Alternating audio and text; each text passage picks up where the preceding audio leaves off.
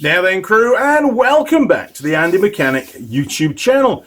And a vehicle with a difference in the workshop at the moment. We've got a Polaris Ranger 570 EFI of the 2017 vintage. Now, this one has been slightly modified. That's right.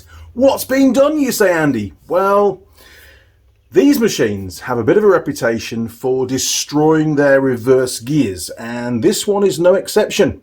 Hasn't done that many kilometers, and of course the gears have let go. You just can't get reverse. It just sits there and clicks and clicks and clicks, and every now and again, if you just blip the throttle a bit, it might finally engage and you get to go backwards for a short distance. Well, the culprit is these two components. Basically, on this one, the dogs wear right down. That's what I expect to see when we get it pulled apart. So, not worked on one of these before, so I'm going to take you along on this little mechanical adventure with me. We do have the full service manual from Polaris, so we've got all the specs and all the information we need, and we'll be going through it in a step-by-step process. But the first thing that I need to do is remove the deck, the tray, off the back to gain full access. We can leave the engine in place, but we need to remove the gearbox, which comes out with the final drive. It's all one component, so I'm told. So I'll get the deck removed. In the meantime, roll the intro. Used.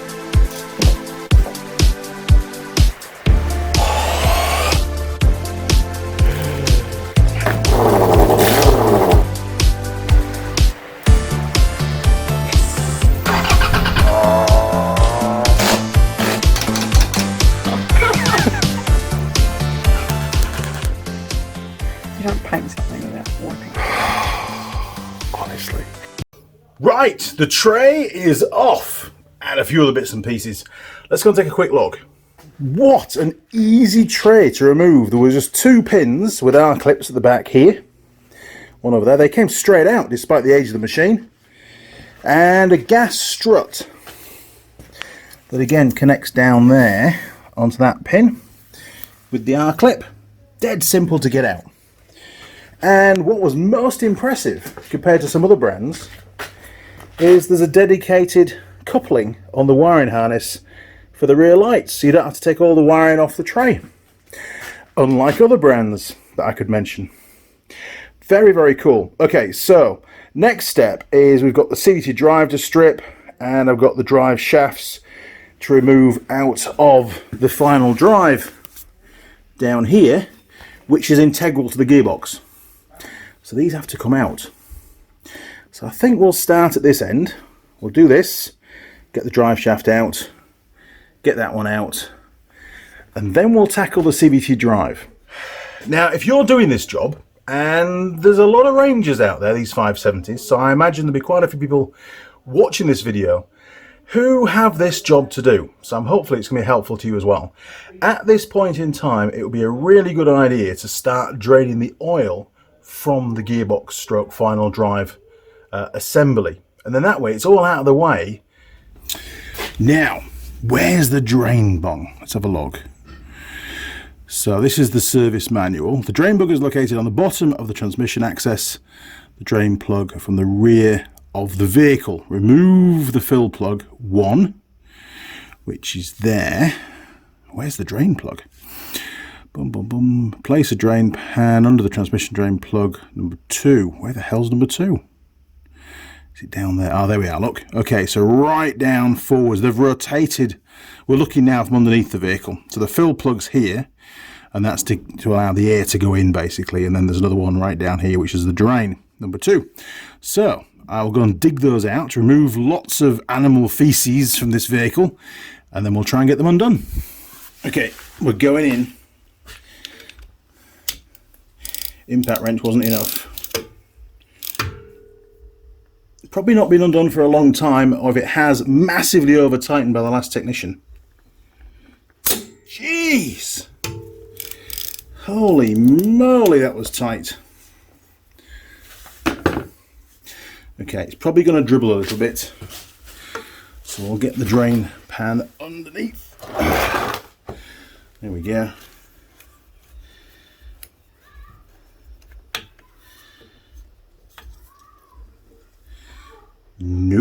It's completely dry.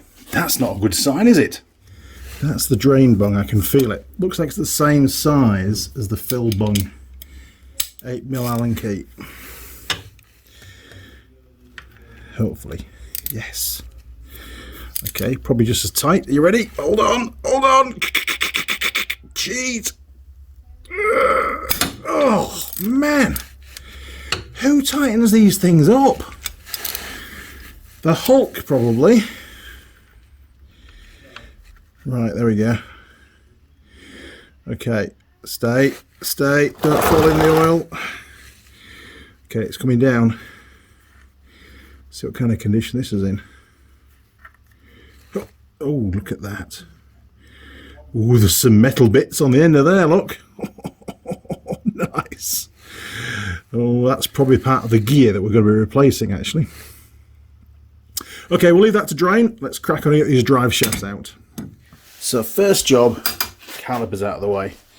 And it looks like it's a 15mm spanner size. Probably some weird and wonderful... Oh, Andy, don't do that to your hand. I know, but I can't feel a thing anymore.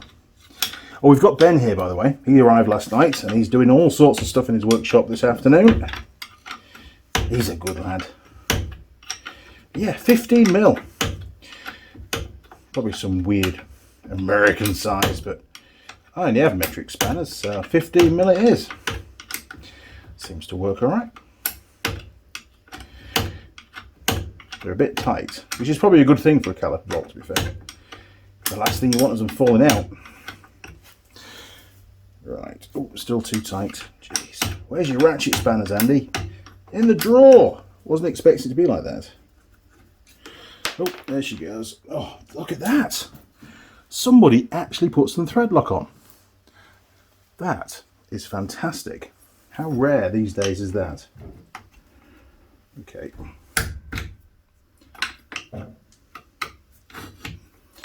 Nice. Good job, caliper. You're helping me out here. Never really had to work on many Polarises, whatever you want to call them. What's the plural of Polaris? I don't know. We used to have a couple of Sportsman X2s back in the UK. They were pretty cool. Apart from the fact they broke down all the time. Right. Caliper is out of the way. That'll do. Can't go far.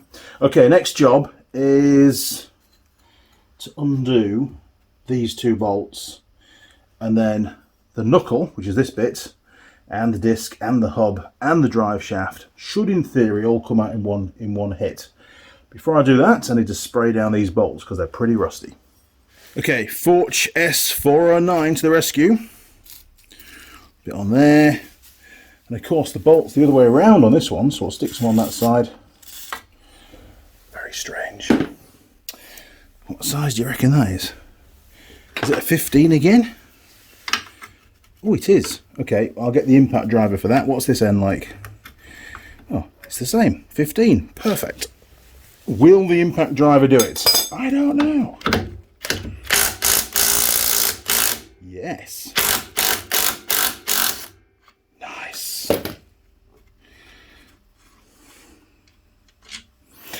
Okay, don't lose the nut and bolt. Bolt and washer, nut and washer, whatever it is, I don't know. Okay, can we do this side from this side? I don't know.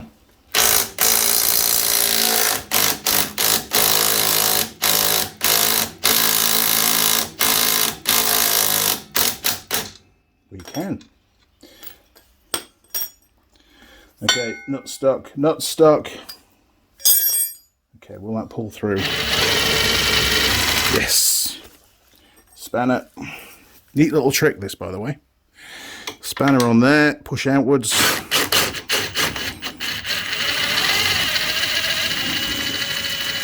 I like it. Good job, impact driver. Okay, that's one bolt out. Other side. Way. Beyond, right. And spanner on there.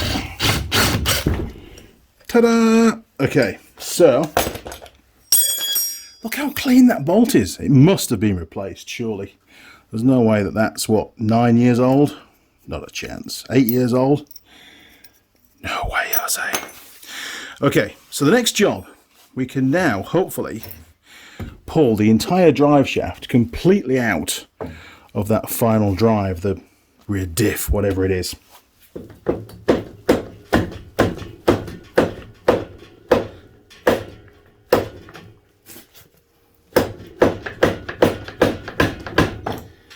Might need some persuasion.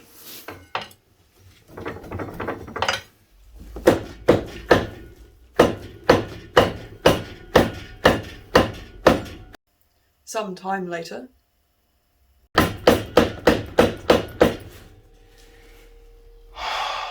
Well, after having a quick read through the manual, we do have to just basically pull on the drive shaft, some short, sharp shocks to compress the pretty standard circlip on the inside, the little ring. However, I'm not able to do it in a direct line. I'm pulling downwards and I'm losing a lot of the effort. So I'm going to remove the lower shock bolts on both sides, and then be able to lift this upper A-arm up out of the way to allow this to be pulled directly. So some more forged spray. Woohoo!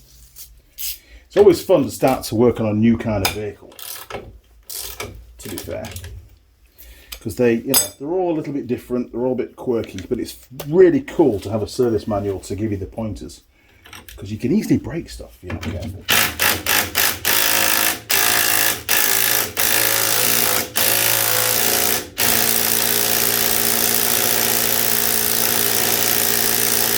Come on, you can do it. And again. God. Whew. Some heat there. Ow. Hot. Okay. Every hammer's... No, I need a heater. Hang on, we can use a crowbar for this. Nope, needs to be wound out. I'm guessing that bush, there must be an inner sleeve and it's stuck to that bolt. That might not be coming out. Oh, it's going to be a world of problems, isn't it? Oh, yeah. Oh, the god's looking down today. Right, spanner trick.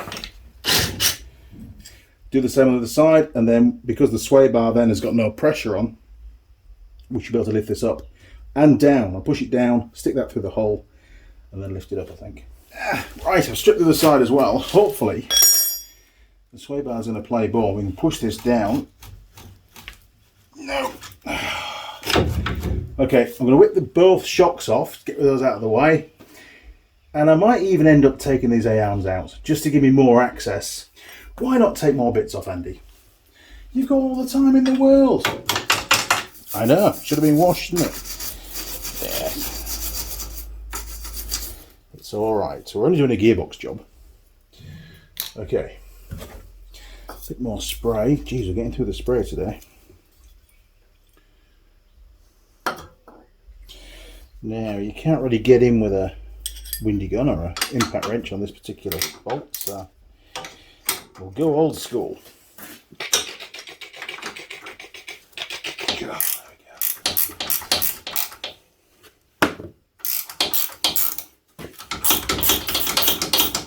There we go. It wasn't bad actually. A lot of these bolts, they're not over rusty at all. Just the lower shock ones so far, really. Right, there we go. Okie dokie. Is it going to come out easily? I think it will, by the looks of it. Yes. How easy was that? Nice. Again, like a new one, isn't it? Now, I know the manual says that you don't have to remove all this stuff, but it's just going to make life a lot easier for me. You probably won't need to. I'm going to give it a go. Because I just like to have plenty of room to work and film and that kind of stuff. Okay, here goes. God, it's all just falling apart.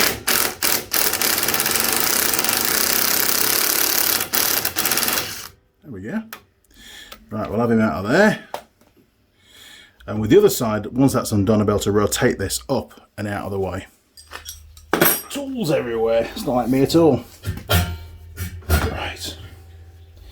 Let's just, in fact, that will sit there nicely. Loads of room. Okay, the last bit. Oh, we can just lift that up out of the way now. Perfect. Okay, let's see if we can get this shaft out. Stay there, A-arm. Don't drop on my end.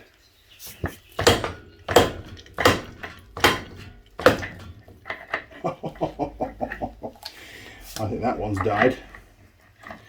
Oh no. What the hell, Andy?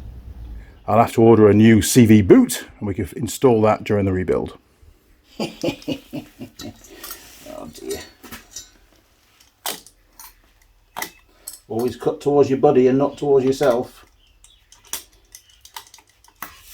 There we go. We'll try again.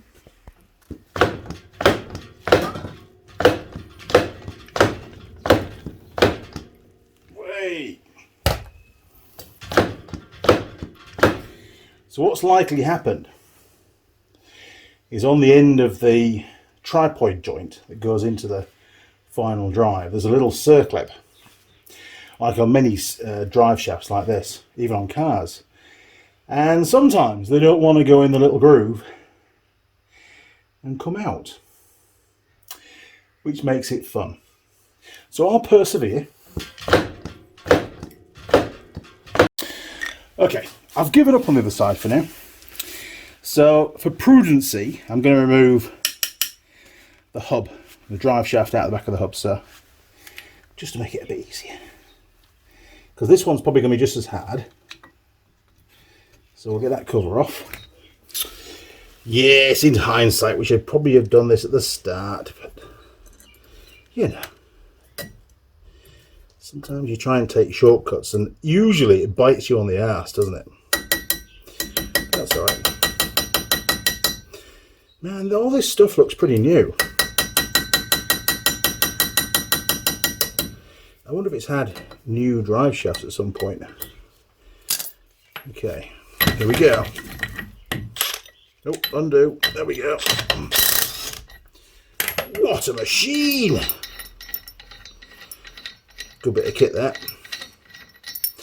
Right, 2 washers on the right hand side rear. Okay, is that going to come out? Do we need a hammer? No, she's moving. There we go. That was actually really easy. Why didn't I do that earlier on? Muppet. Is this one going to come out any easier? Probably not. Right, you stand there and you'll probably be in the way. And I'll probably curse. God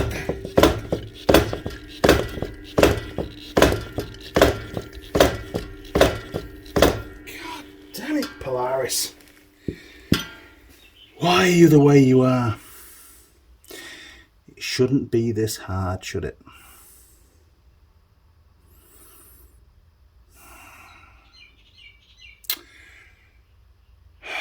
Where's my crowbar?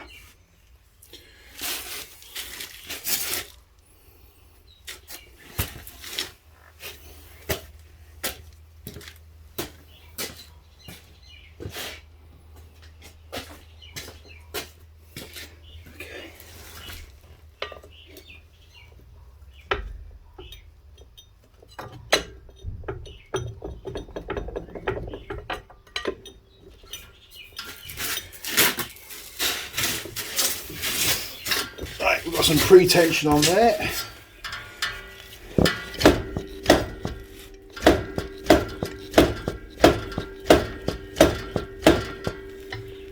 think it's moving actually. Oh, it's slipping. Well, the service manual says just give those drive shafts a bit of a tug. That'll compress the little clip on the inside and boop, out they pop.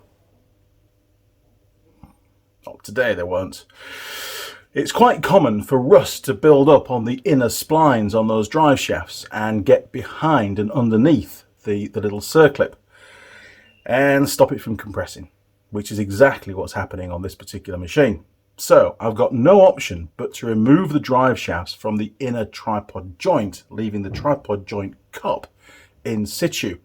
And then hopefully once I've got the gearbox on the bench, put some, rust-freeing lubricant in there. Hopefully that'll eat away at the rust and I can get those cups out on the bench. The only downside of doing it that way is I've got no way of holding the gearbox in position whilst trying to apply pressure to those cups.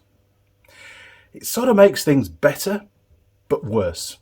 But it does allow us to proceed, which is the important thing for today, because we're going to run out of light soon. It's getting dark outside, and it's be tea time soon. I'd like to, get a bit further if I could.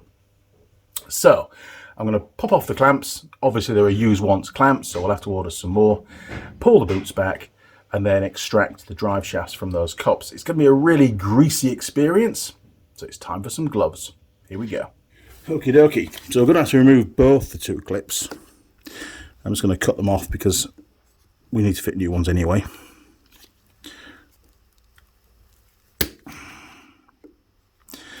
The boot hopefully will be intact. That's the plan. There we go, that's one.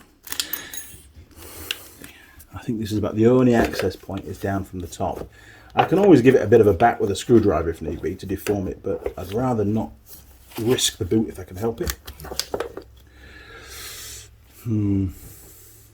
I think screwdriver time. Actually, bear with me, just so I can get a bit of a raised section up. Hang on, do they rotate? Yes, they do. Okay, so if I can get that bit round, there we go, and maybe we can just attack where it actually clips together. And it might just spring open.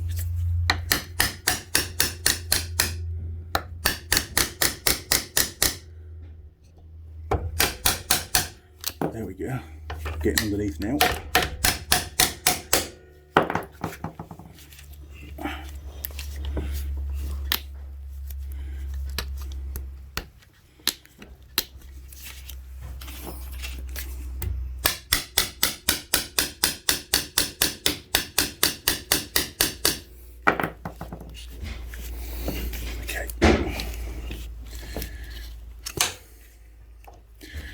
Just try it on there.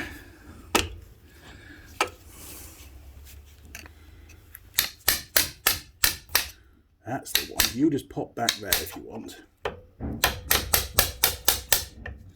Let's just do that. That works. Whatever works, whatever's easiest, to be perfectly honest.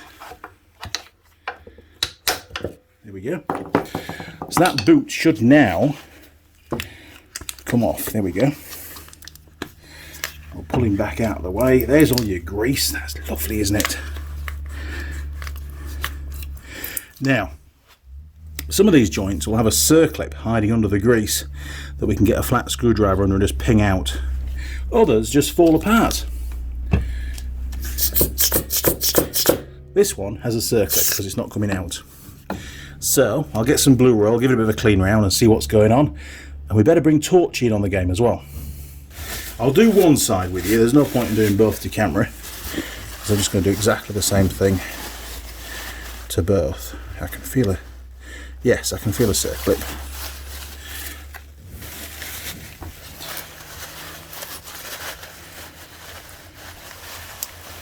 Obviously when we reassemble these, we'll chuck some new grease in as well.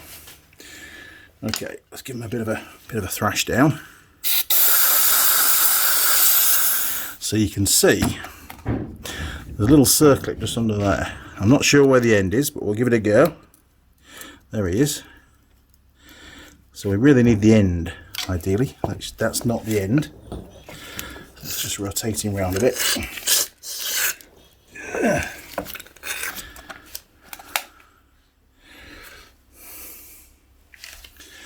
And we'll just keep prodding in there and see when we get to the... Ah, there we go, look.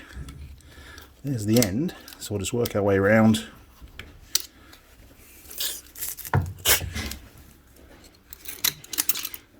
Right, circlip's out. That should now pull out of there. Hopefully it'll stay together. Yes, that's a win. I like it. That was a lot easier. But let's not get too excited, because we know we've caused ourselves more of a heartache further down the line, that's for sure. I'm dreading getting those things out. They can be a real pain in the ass sometimes. Okay, let's take a look in the service manual and see what's next. There you go, look, rear drive shaft removal. We've sort of done most of it, and it just says, remove the arms, and carefully slide the drive shaft out by pulling the bearing carrier outwards. That's to get it out of the knuckle. And then remove the rear drive shaft using short, sharp jerks to free the circlip from the transmission. Yeah, nah, that didn't happen, did it? Okay, so we're going to make our way back to removing the transmission, which is section 7. A bit further back. And what I'll do is I'll put this manual in a Google folder, and I'll put a link in the description for you, so you've got access to the actual service manual as well. I downloaded it online. It's pretty easy to find, so, you know, I'm pretty sure Polaris won't get too upset because it's already available to people.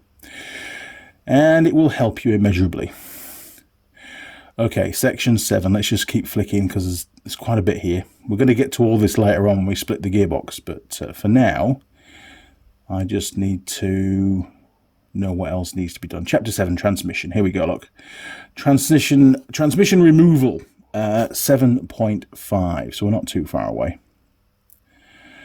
Oh, don't do that. 7 point, shows you how to take the tray off. We've done that. It's pretty easy. I didn't need to show you how to take the tray off. If you can't take a tray off, then, you know, there's a problem. Okay, so we're going to have to take the front floor out at some point and remove this little roll pin, which is the drive shaft to the front axle. We'll do that a bit later on. I want to get the airbox and stuff out for now, because it looks better, doesn't it? So, let's just scroll back a bit. Okay, so that's all the CVT drive and the air pipes and stuff. We'll do that later on. Or is it airbox? Ah, here we go. Okay, yes. We'll start from 8. Sorry, I'm jumping around a bit. Remove the breather hose 2. That's the little pipe down there. Loosen the air intake duct clamps 3, which are these 2 clamps just here. Remove the duct mounting bolt 4. And remove the intake duct. So let's go and do that, and then we can get the airbox out. Okay, it's the next day in the workshop, and we're going to crack on. So airbox pipe, airbox, other bits and pieces, as per the manual. Here we go. Bit of an awkward shot, apologies. So this is the air pipe that runs from behind the cab, the driver's side, to the airbox. And under here, there's supposed to be a clip. Oh, there we are, look. Yes, well, I don't wash vehicles, it just got delivered to me. So, have they put it on? Yes, they have. Look, we can get to the end of it. Oh, just breathing in the feces. Now that's a better shot, Andy, well done. Okay, is it going to undo with a screwdriver? Oh, it is. Pretty easy, to be fair.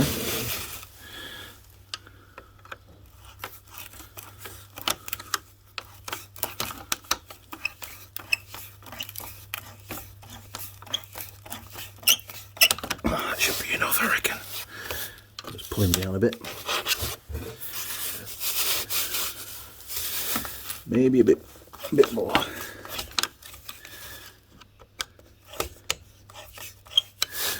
There we go, that's well out of the way, and that should pull off there. Right, what's next? Okay, that clamps off. Let's do this one.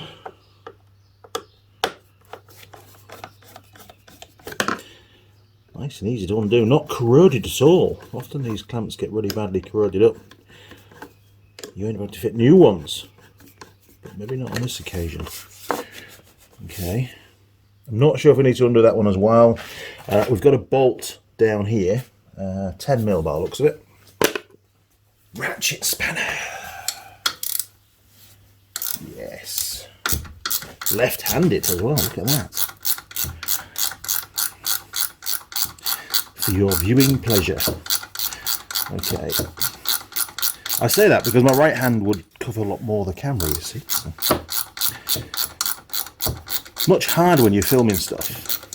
It really is. Okay, so we'll have that out of there. I'll stick him in the parts box. And I think that was it, wasn't it? Oh, there we go. Right. Excellent, that worked. Okay, and we'll pull that through this way. There we go. I'm not sure if you can see this or not, but there is another pipe there, look. Just see that? You need a close-up. But that pipe down there fits into this rubber connection here. It just pulls out dead easy. So we've just found out. There you go. That's the pipe there, look.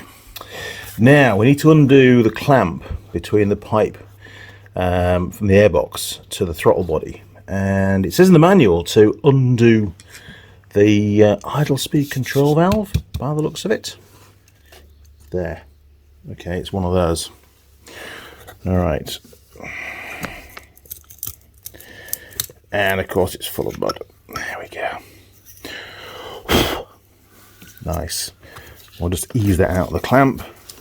Now, remind me later on to plug that back in again. Otherwise, it's not going to run very well. Okay, let's just undo that clamp. Oh yes, nice and easy.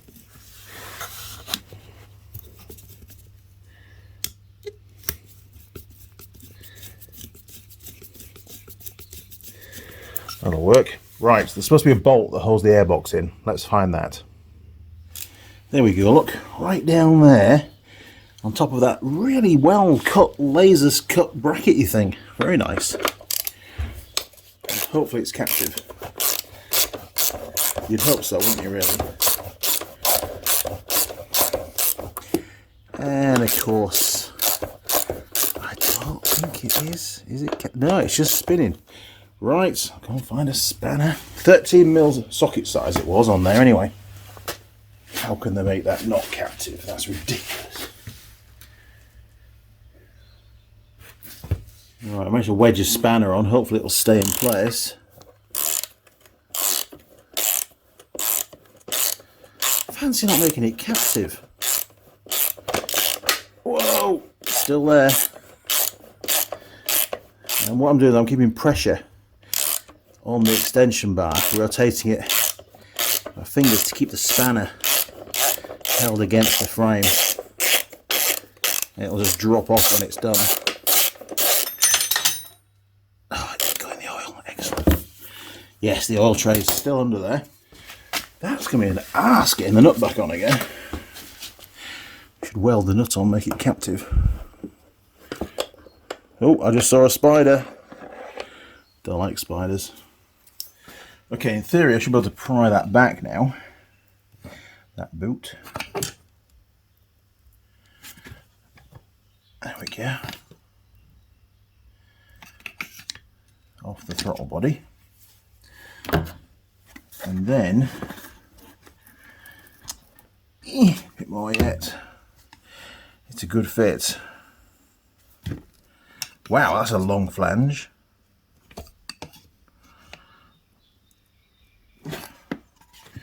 Jeez, they don't give you a lot of room, do they? Be careful what I'm levering off.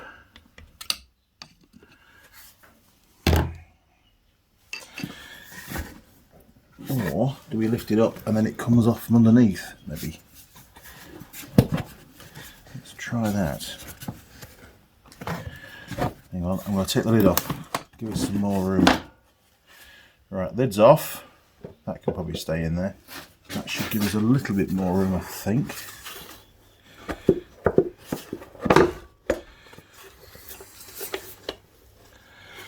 I'll take the whole throttle body off, that'd be crazy.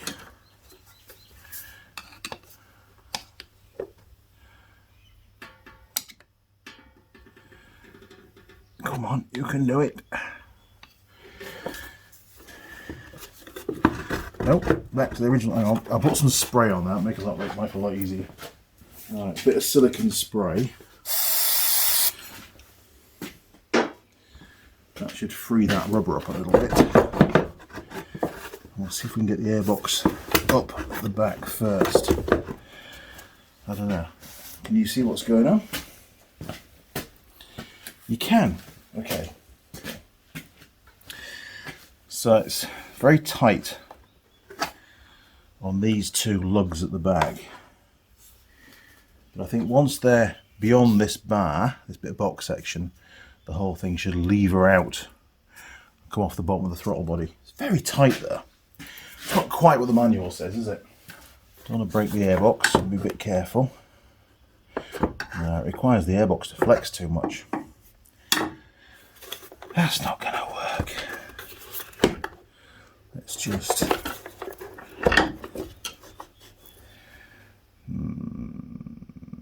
It's like an impossible puzzle, isn't it? This is the kind of problem that mechanics often face. There'd be a trick. If we took the exhaust off... Nope, that's not going to help because the frame's also in the way. Further down. I'm conscious about putting pressure on that the joint between the throttle body and the head. We don't want to damage that. Okay, let me take the air filter out. And there's just another hose clamp holding the air filter in place, so we'll have that out of the way.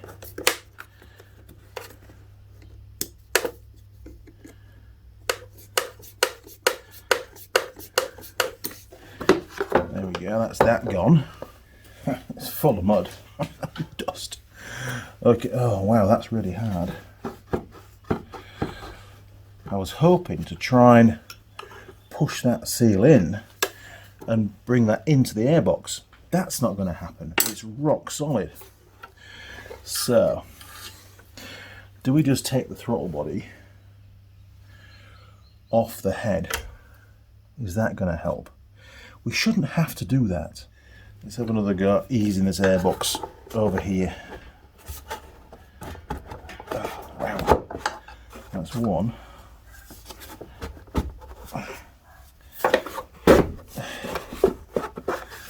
Okay. Two.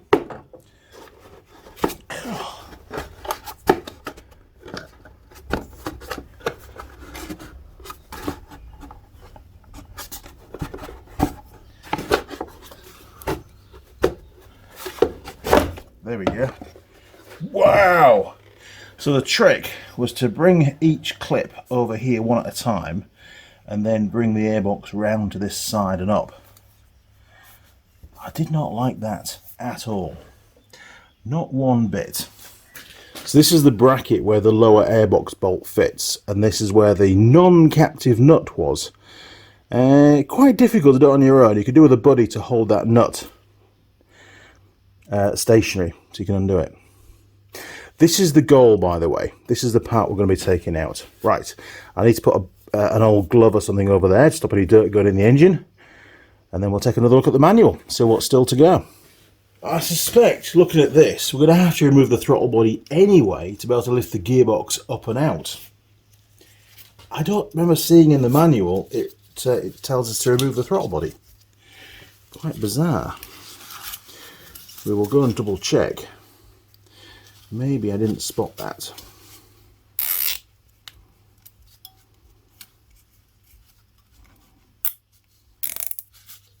So I'm just going to start from the beginning again, just to do a recap. Cargo box done. Haven't disconnected the battery, should do that. Vehicle's elevated. We've still got the roll pin to do. Don't let me forget that, otherwise we'll be struggling. Airbox mount, lower mount is down there. We've done that. Onto this side, breather hose, we've done all that.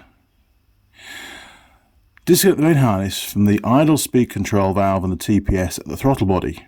Okay. Loosen the airbox to throttle body clamp. We did that. And move the airbox assembly 7 out of the way towards the driver's seat. What? That makes no sense at all. There was no way of moving the airbox forwards. Anyway.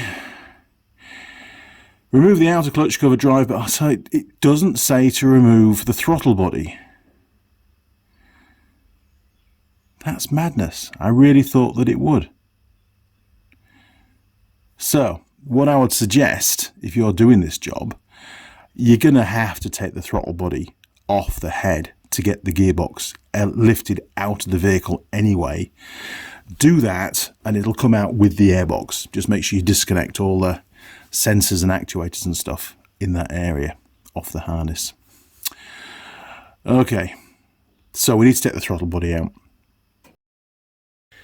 So I've already spotted a couple of errors in this service manual, and it's not uncommon, to be fair. It doesn't matter what the manufacturer is, there are errors. They're not gospel, you know.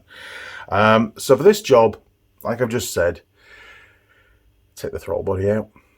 You're going to have to do anyway, and it'll make getting the airbox out so much easier. And you can't move the airbox forward in the vehicle. There's no way. It's just wrong, I think. Okay, let's get the throttle body out. I mean, realistically, why would they ask you to disconnect the TPS if you weren't taking the throttle body out? Yeah, they just forgot to tell you to take the throttle body out. Right, this looks like it's a push down one.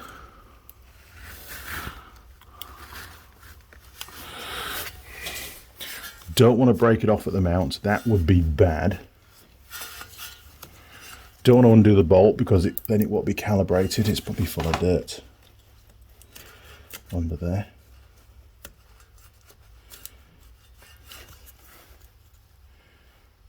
Wow.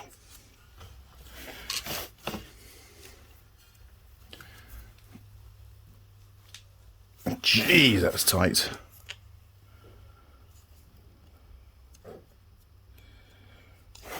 Can I get in from the top like I did the last one? Maybe. That seemed to work quite well. Yes, there we are. Look, that works a lot better than trying to press the... And it is full of dirt.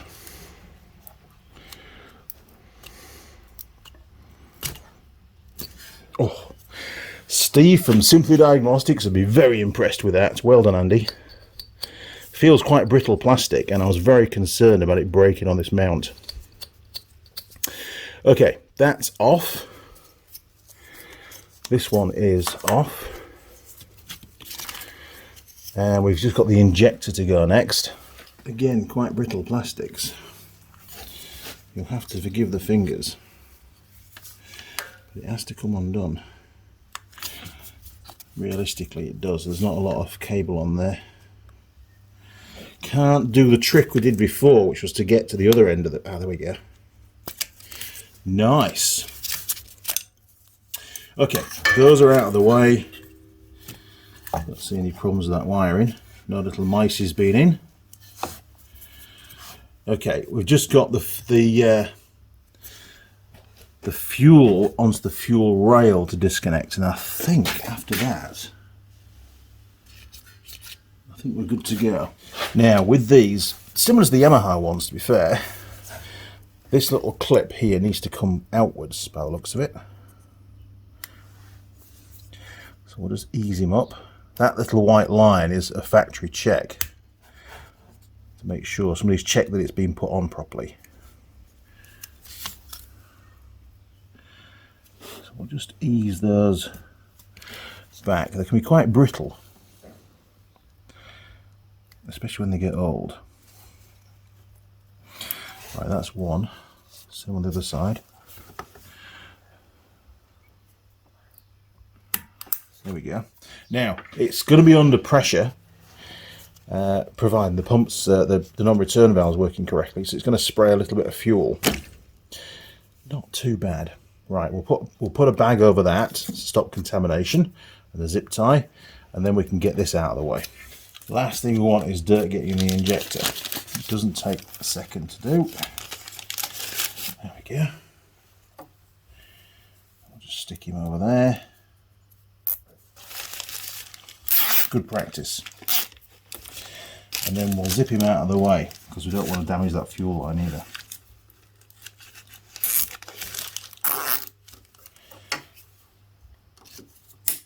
Perfect. Okay, so the next job is to undo. We've got two Allen bolts, cap heads we call them. Looks like a 6mm, but quite shallow space. So maybe an Allen key might fit in there, or a very small 1/4" ratchet with an adapter, possibly. Let me see what I've got. Well, I had no hope in hell's chance of getting a ratchet in there. I can just, I reckon, get an Allen key in, but I won't be able to use the Allen key for the full travel, so hopefully the bolt will be, you know, it'll go finger tight. Jeez. Okay, it doesn't feel too bad. We'll use the ball now. And we've got a bit of an angle. Okay. Oh yeah, nice and loose. Perfect.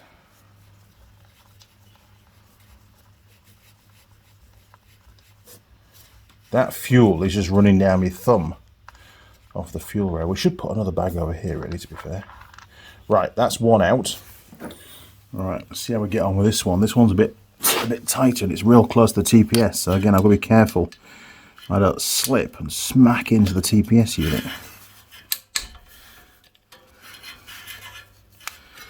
Okay. Right. Throttle body is loose. So I'm really surprised they didn't tell you to do this in the manual. I think they just forgot to write it. Okay, that can come out of the way. Now what we don't want is dirt going in the engine, so we'll put a bit of blue roll in there, since we can't put a glove on it. There we go, that should work just fine. Boom, boom, boom, boom, boom. There he goes.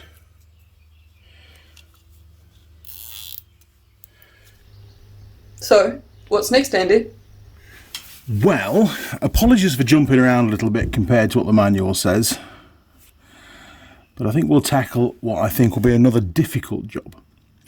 So it says here, once the vehicle's elevated, from the right hand front wheel well, locate the prop shaft roll pin, use the roll pin removal tool to remove the roll pin, one, from the gear case. Well, we don't have the Polaris special tool, 2872608, but that is, that is where the roll pin is located. This is the front diff. Those are the input splines, and this is the universal joint, and supposedly there is a roll pin there. I'm hoping the roll pin goes all the way through and we can use a punch to pop it out. Well, front diff, U-joint, and I think that might be the roll pin. I'll just roll him back a little bit, and we'll go in with a wire brush and do some archaeology.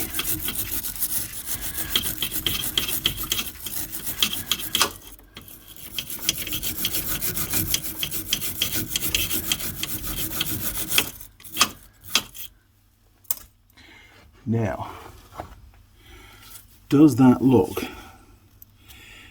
It sort of does. So can we get to the other side? Does it go all the way through? It might.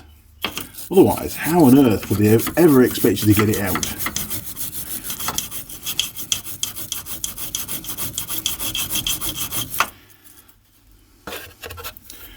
It's a very tight place for me as this. We're about on the limit. Okay, so what have we got? Possibly. Let me just zoom the camera in a bit. We're going to have to manipulate. There we go. So,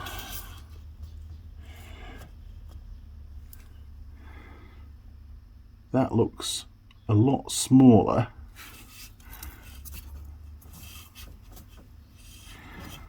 than that, but it could just be flush. So let's just keep going. I'm using the camera to see what I'm doing. Okay, so we'll try a punch on there, but first of all we'll spray it down. Wow, that looks difficult. Come on, Polaris, why would you do that? What's wrong with some nuts and bolts and a proper flange like on a Suzuki Jeep? Well, pretty much any four-wheel drive, to be fair. That's madness. And then once we've got the roll pin out, Obviously this UJ is going to slide off those splines. Well, we know how that goes on Polaris, don't we? Choice of two.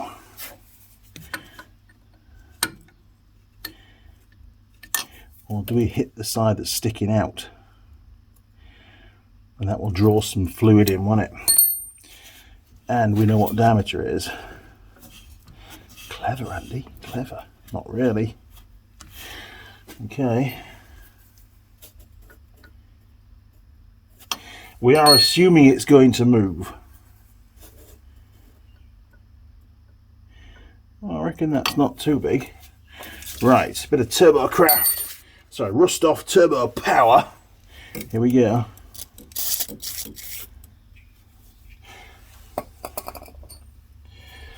Okay, next thing is getting the swing with the hammer. Be a lot easier with a hoist with this, to be fair. A lot easier.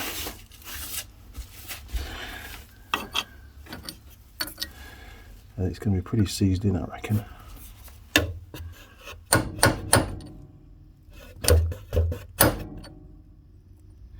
Sounds pretty solid.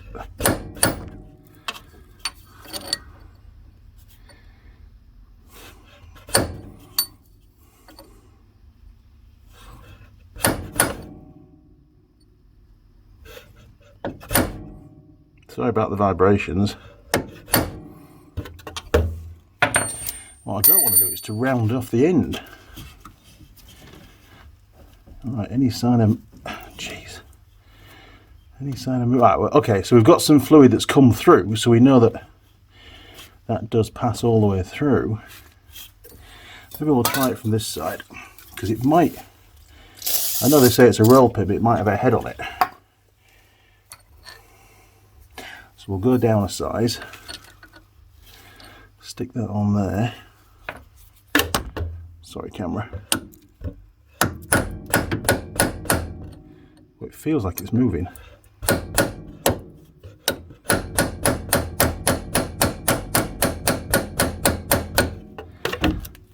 Could be wrong. Jeez. Oh yeah, seems to have gone in a little bit.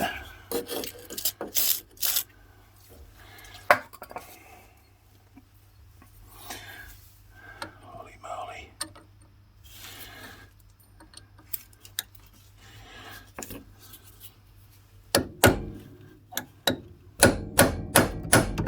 Way.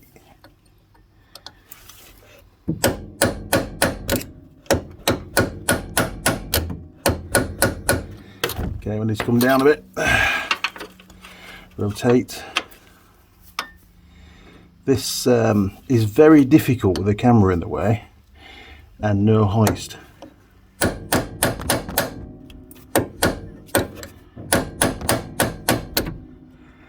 Ow! Okay. It might be moving. It does feel like it's a bit lower. Let's look at this side. And that looks more raised, so I think we're on it. I think we're on the... Jeez. Bear with me, people, sorry. So a really long punch would work great for that. So let me go and see if I can find a socket that will fit on the end of there, an extension bar. And we'll give it another go. Now, Brandon from Teng Tools, I'm going to apologise. There's my punch that we're going to use. It does look like it's starting to move. The Teng punches will fit into a 10 mil socket. So I've got a deep socket and a long extension bar. Now, you shouldn't really do this with your tools, but sometimes as a mechanic, you've just got to make things work to get the job done, and you do sometimes damage your tools. I'm going to have to hit the end of this extension bar. It's only a 3/8, but I'm going to use the magic hammer, which is guaranteed to cause no damage. We will wait and see, but it will give me the length that I need to be able to hit the end of it without smacking into the camera, the torch, and the strut, and many other bits and pieces that are down there. It's quite difficult. I think 9 out of 10 hits are on my knuckles. Okay, let's carry on. Fingers crossed. Now, the key here is to be able to hit it perpendicular. We don't want to be, going off at a silly angle. All right, let's see how that goes. Apologies for the earthquakes.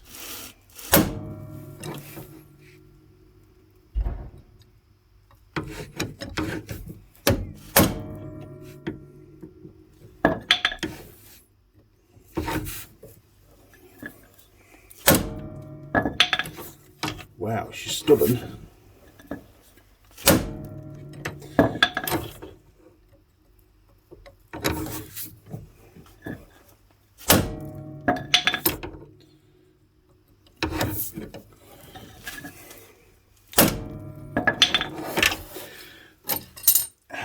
Let's have another look.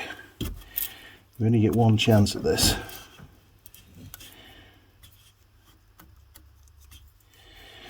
Oh, I think it's moving, but just very slowly. Can't put heat on it, will damage the seal in the diff. Wire brush.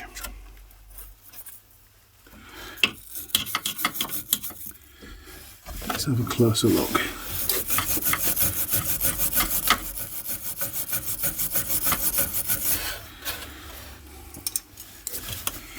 Not what to see, is there really?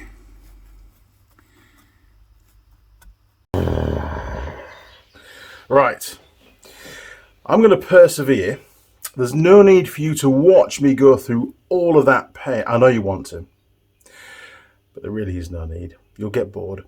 So while I'm doing that, either destroying it or getting the roll pin out, hopefully the latter, here's a word from Tool Girl Holly. Holly, you ready? She is. Over to you, lass. Hey guys, Tool Girl Holly here. Hope you've enjoyed the video. Don't forget to like, comment and subscribe. See you next time. Alright. Things just got real. Yeah. I think we have some movement. I managed to punch it from the other side and get it to move through the protruding side. So we'll see if this is going to work.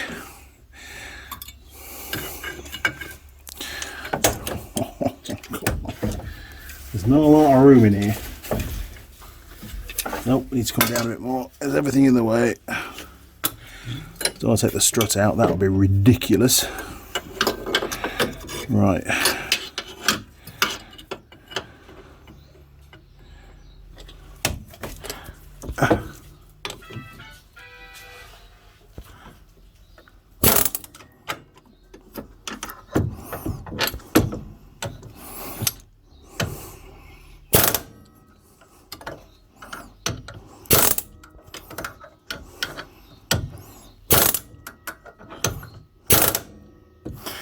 Ooh, looks like we've got some movement, people.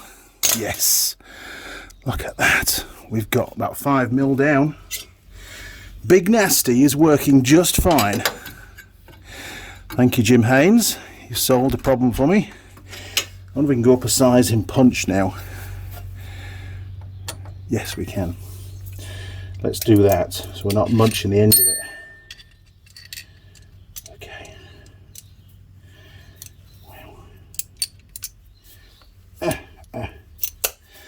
Okay, we're on a roll. Let's get some more spray in there. Nice. Okay, take your time. Don't rush, Andy. Don't rush. Got to hold it like that. Nasty on the back.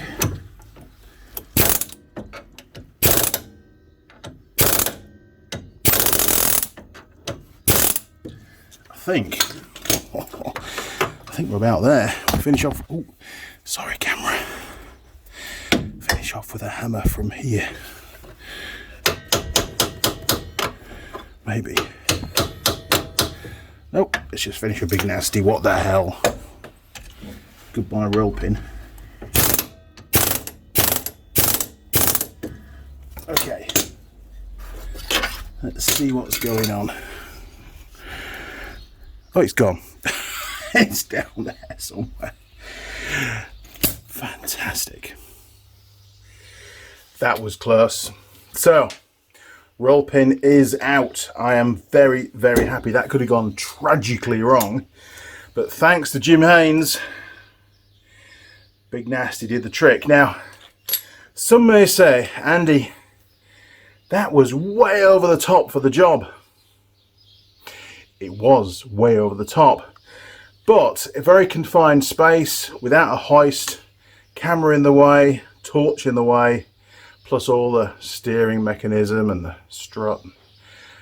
Very hard to wield a hammer, you know, and get any kind of force.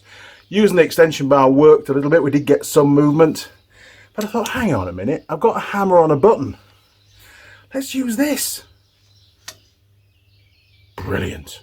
Absolutely brilliant. So I started with the end that was protruding of the roll pin. Now, I rolled the dice. It could have mushroomed the roll pin over, and then we're committed to only going in the other direction on the flush side. But it worked. Sometimes, Rodney, he who dares wins. Only fools and horses, by the way. So, very happy. That's out. Time for a coffee and rejoice, maybe even a cigarette. And then we'll get back to it. That was a good coffee. Okay, so there can't be a lot more left to do. We've done... Come on, laptop, don't mess about. We've done everything. We've done all that. Still got to disconnect the battery. Remind me to do that. Very important. We've done all that. Come on. There we are. So, done the airbox, and now it's saying we need to get on to doing the clutch. So remove the outer clutch cover, drive belt, drive clutch, driven clutch, inner clutch cover, and clutch outlet duct. See Chapter 6. Notice, be sure to use the correct drive clutch puller, PA 48595, to prevent damage to the crankshaft. We don't have one of those. Damn. So let's jump back to Chapter 6. I'll find this bit in Chapter 6, and then we'll go from there. Okay, here we go. Chapter 6, PVT system. I call it a CVT drive, but anyway, Polaris call it PVT. That's fine. No problems with that. So general information, system overview, system service, drive belt, belt removal, clutch alignment, offset, center distance, drive clutch service, troubleshooting. So we've got to get the belt off. So 6.9. Oh, PVT disassembly. So PVT service system. 6.6. Okay, so 6.1. I'll go slow so you can stop the video and read anything on here that you want. 6.6. Keep going, nearly there now. Overheating diagnostics. Could be useful to somebody. Mind you, like I say, I'm going to put the manual in a Google Drive for you, so you'll have that. Right. 6.6. So this is the start of 6.6. There's the cover and the ducting, all the screws. That should be easy enough. Oh, does it give us torque settings? It does. It gives us all the torque settings. Remember that, Andy. Okay, PVT disassembly. Remove the seat. Oh, God, really? Remove the seats? Disconnect the negative terminal. Okay, we can do that. So that's how we get the battery disconnected. Place transmission in neutral. It's in neutral. Ray's done that. Remove the left rear wheel, or both wheels are off anyway. Remove the 8 clutch cover screws. All right, so let's get the seats out and disconnect battery, and then we'll start taking the plastic cover off. And then we'll come back and read some more. Okay. Well, how the hell did these come out? There we go. Wow, that was quick. Did that just lift out of there? It does. Nice. I like it. Right, where's the battery? There, look. Okay, I'll bring you in a bit closer and you can watch me disconnect the battery. What have we got? Well, negative's under there somewhere. Oh, God. Great wiring harness position in Polaris. Good job. Should we just disconnect the positive instead then? Easy to get to, isn't it? As long as we don't touch the frame, we should be all right. What do we need? 10. So you should normally disconnect the negative, but given the fact the harness is sort of in the way, we will do this. Just be. That's a 10. Ep.1 maybe.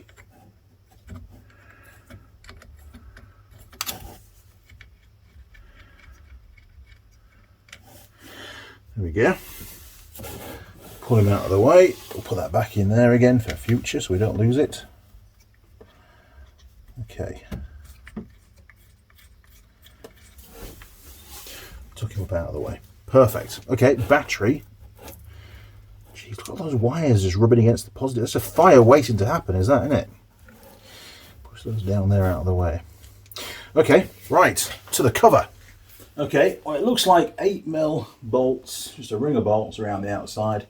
Should be quite easy as long as we find them all. So we'll start with the hard ones. Wow, let me get my magnet. Otherwise I'm going to drop that. Okay. Look at that. Oh wow. It's just a screw. It's not even a bolt. Okay. Any more down there? Yes, there's one under here. See if we can get to that one.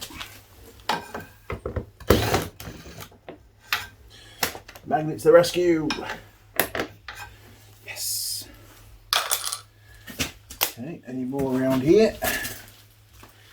Has to be. Yes. Right, another one down there. Amongst the cobwebs. Very useful little magnet. Okay. One here. And here. Oh, there we go. Push. Down he goes. Man down. Man down. Don't want to lose these because I won't have any spare ones of these things.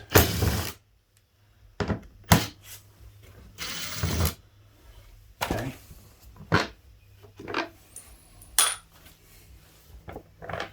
That one. That's not one. And the last one with the paint on.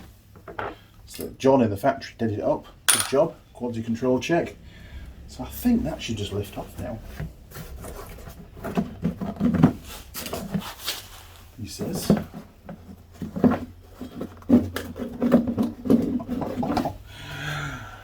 Oh, why?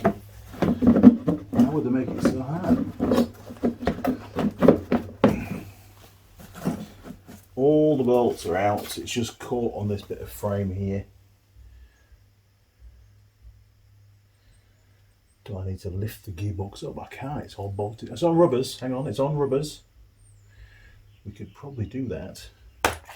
I'll get my crowbar in here and see if I can just lift the gearbox up a little bit on its mounts to give me some clearance. That's not in the manual, is it? Jeez.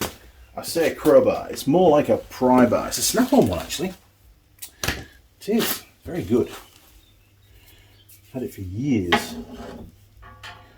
Oh man, there's not a lot of giving that. That's not going to work. Okay.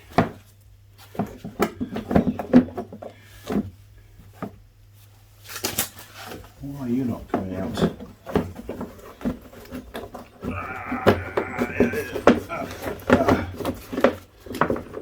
There we go.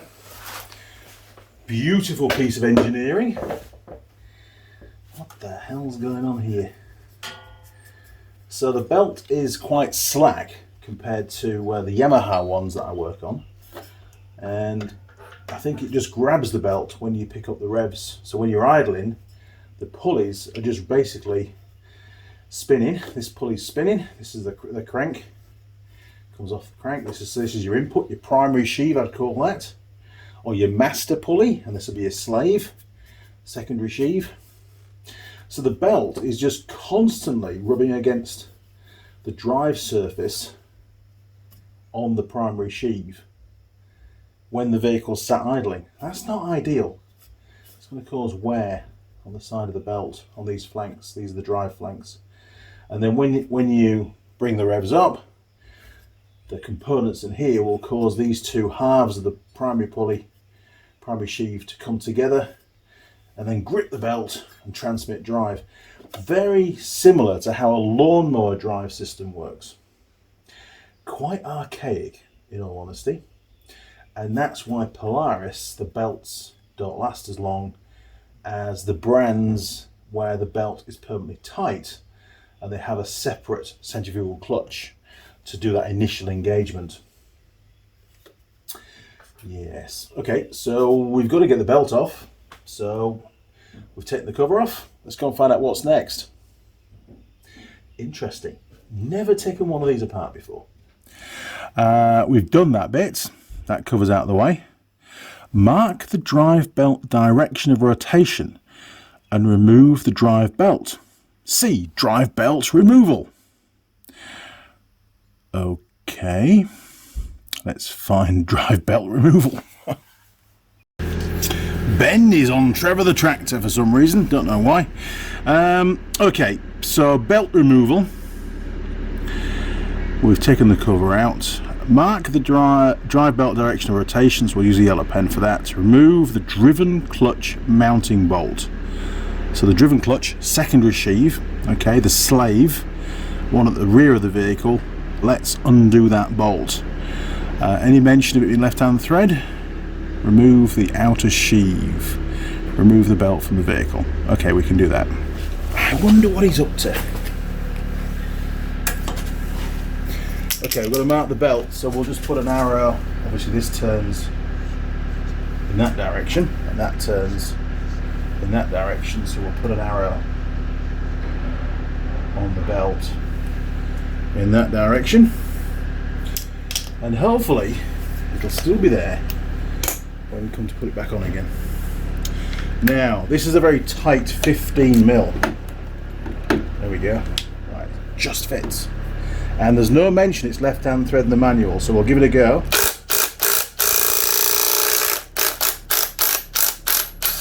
There we go. That's out. Now it says we can now remove the outer half of this sheave, and then we can get the belt off. Okay. It should just come off. Maybe she's a bit tight on the splines. So how would we facilitate some additional pressure?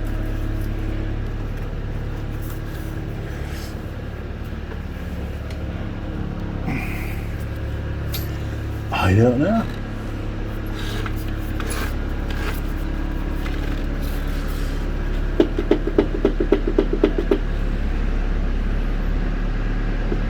Maybe there's a bit of movement on it. Maybe we can put the bolt back in and then just give it a light tap with the magic hammer and it'll shock this off. I don't know. It didn't say any special tools were needed. Now it's quite a depth of thread, so it shouldn't be harming the shaft.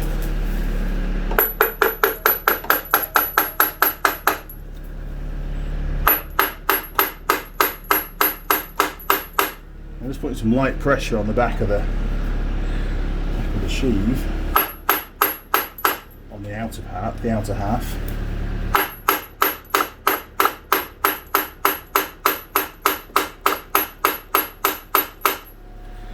Feels pretty solid to me.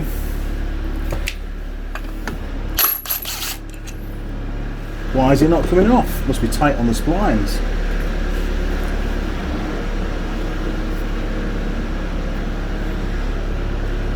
Is there a puller that you can put on there? Like that? A 2-finger puller? And put it off the shaft? Maybe that's the answer. Don't want to damage this casting though, but it does feel quite thick. Although it's not a direct step, there's a bit of a radius back there, so it could slide off. Let me see what I can come up with. Well, I don't know how successful this is going to be. It might catastrophically fail. I've made up a puller from bits. I've got my Sykes Pickavant centre, the hydraulic puller, and I've got some other ones that I was given. These little legs that I've just modified to suit. So we will see. And they're still hot from being ground and tidied up and made to fit. Ben's moving vehicles around today. he's got an engine to take out. And he's driving a truck with no brakes at the moment, so that'll be interesting. Right, that looks about right. Oh, did that do it? That might have been enough.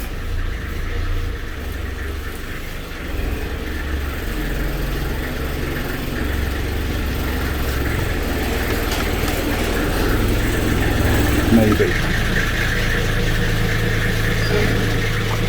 We've still got a little gap here. I might need to put the bolt back on actually and just rejig. We'll get it off. We'll give it a tug and see what happens. No, still nothing. We'll stick the bolt back in and we'll press against the bolt.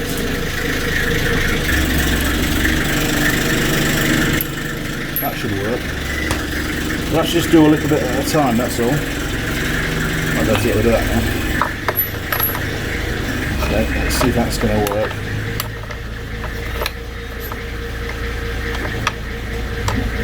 I don't think it'll need much, to be honest. It shouldn't be on the splines that tight. I mean, the manual says you can just pull it off, but we know what the manual's like, don't we? Eh? There we go. We'll know when that washer goes tight that we have to stop and rejig it.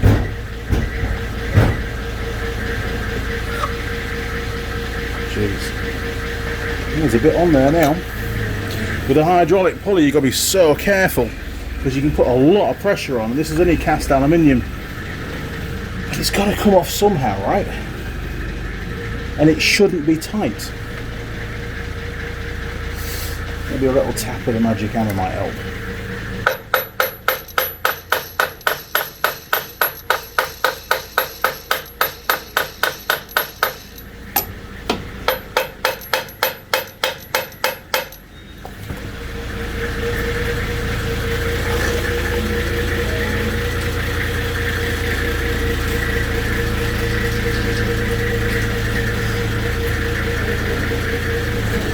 Super careful. If we break off a piece of this aluminium, the owner will be very upset.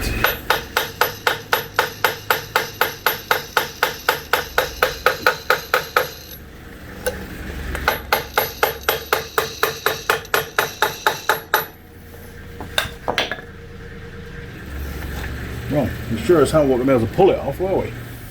Okay. I have got some special tools that I was promised before I started this job, but the chap forgot them. Well, he's going to bring them down tonight, so we'll just hold fire on trying to get that secondary sheave off with the puller that I've made. I don't want to cause any damage because they're quite expensive, but there's plenty of other stuff we can be getting on with. So let's take a look in the manual. I know we've got gear cables to remove, we've got a starter motor to take out of the way, so heaps still to do. Right, let's crack on. So, number 12, remove drive shaft from both sides, chapter 7. Well, we've sort of done most of that because we couldn't get the inner bits out.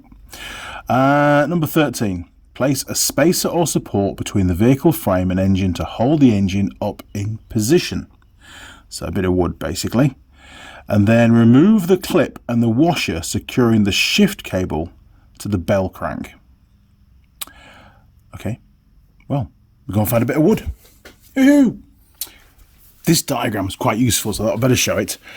So the bell crank, the shift cable comes in here, and number 8 is that R-clip and bits and pieces we've got to basically disconnect to remove the cable from the gearbox. Pretty simple. We're going to do that next. There's also some more reference numbers on here, which you might want to, which no doubt we're going to refer to at some point in the future, and I might forget to show you the diagram again. So there you go. Okay, number 8. Here we go. Always sounds a lot more complicated in the manual than it does actually doing the job. So that's the little R-clip thing out of the way. A washer. And that just pulls off. And that's it. Job done. Remove the 2 fasteners securing the transmission shift bracket, number 9, to the transmission case. Swing the assembly clear of the main frame for transmission removal.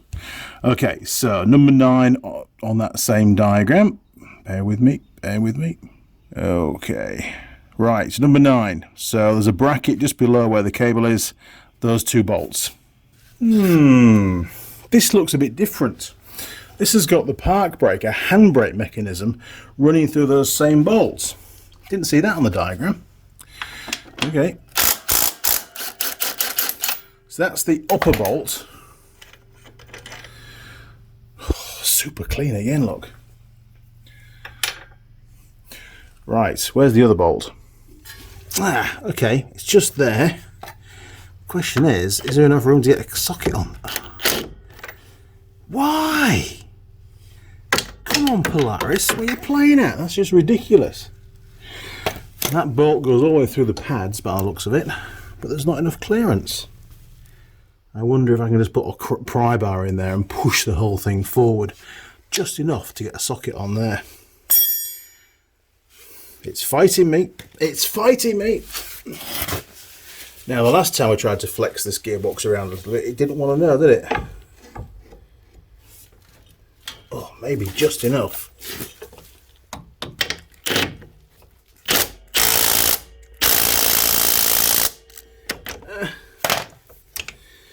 Try it without the extension bar.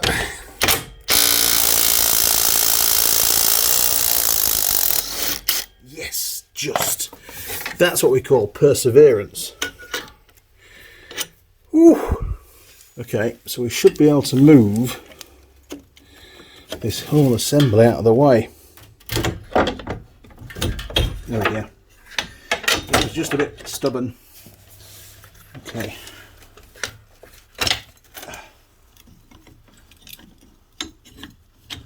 So, handbrake thing. They look like the shoes. Oh wow. What a crappy bit of design that is. Well, we'll leave him there for now. You see, no handbrake on there. It's just a light little bracket just holding the gear change.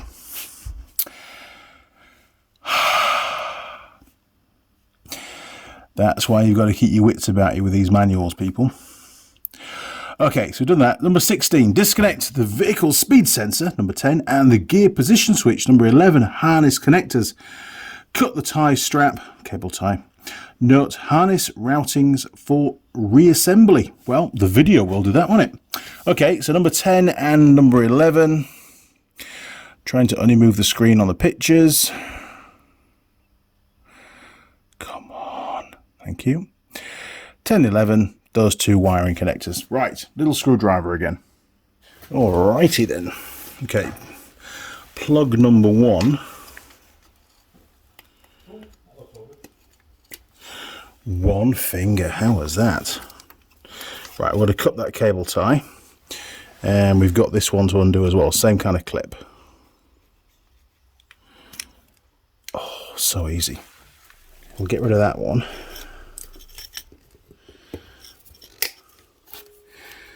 And we'll tidy my tail up on there. Okay, so all of that, if we unplug that one as well, always set me a challenge down there. It looks like it almost becomes unclipped down here as well. It's like some kind of adapter that they've used. Maybe it'd be easy to unclip it from this end.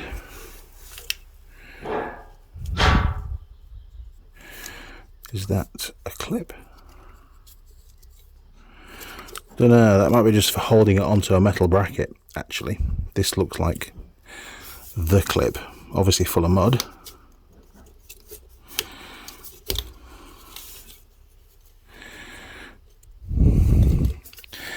Same again, we have to go in from the back. There we go. You see, it just doesn't work the way it's supposed to work.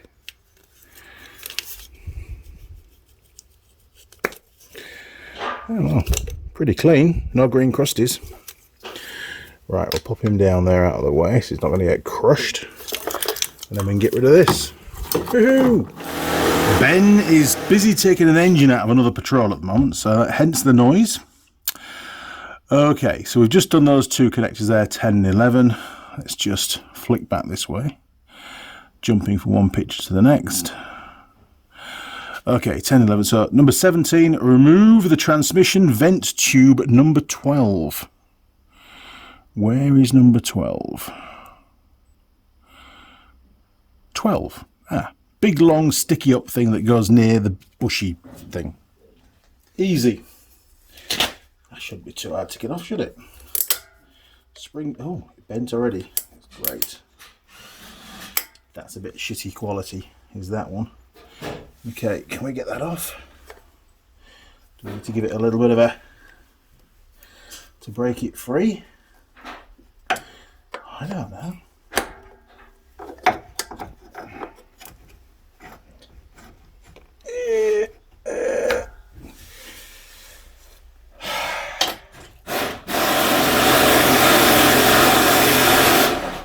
It's gonna fight me, isn't it? Is that enough?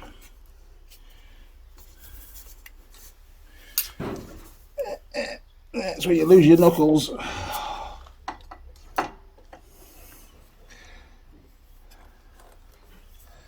Sorry, camera. I'm just trying to crack it off. Get it to. There we go. Okay. So it should now come off. Wow. Down to the cords. Not ideal, Andrew. Not ideal.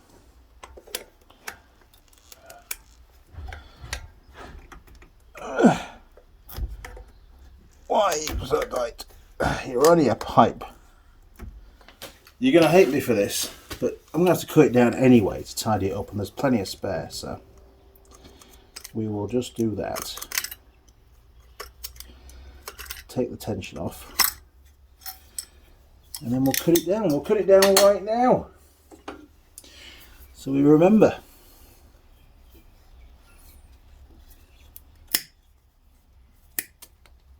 Perfect. I'll undo that zip tie, and we can take the whole thing out of the way. Okay, number 12 is out. What else have we got to do? Did we finish that side of the page?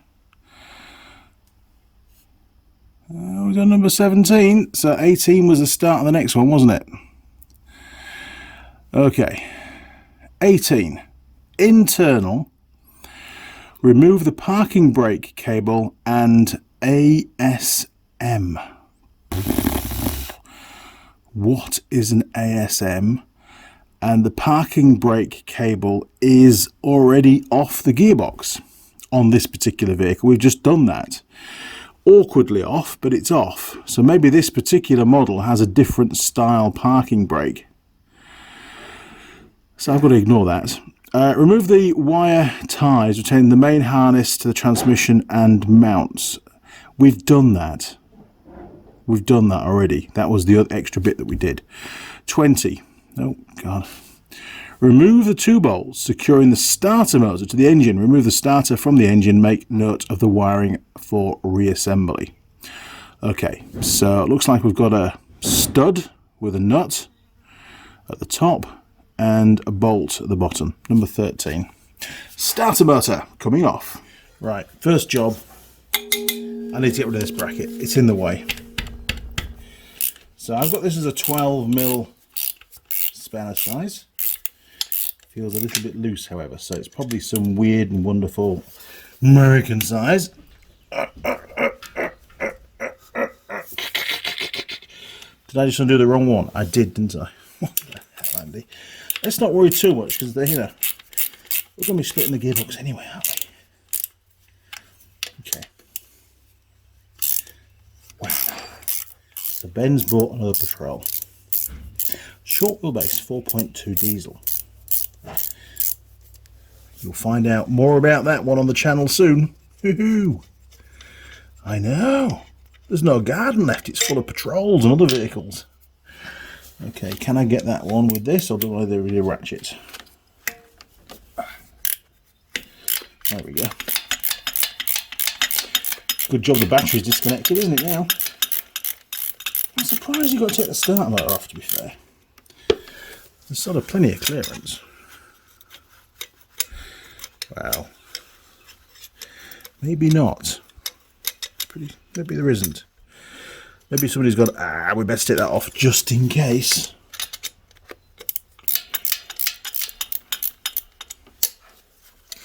So we're going to split this video, this repair, into a number of episodes. And this episode will end, all going to plan, once the gearbox is on the bench. And then we'll do episode 2, actually stripping down the gearbox, doing the repair, and episode 3, putting it all back together. Yeah. See, test Andy, see if you can remember where everything goes. Okay, I'm going to pop those. No, I'll stick them in here actually.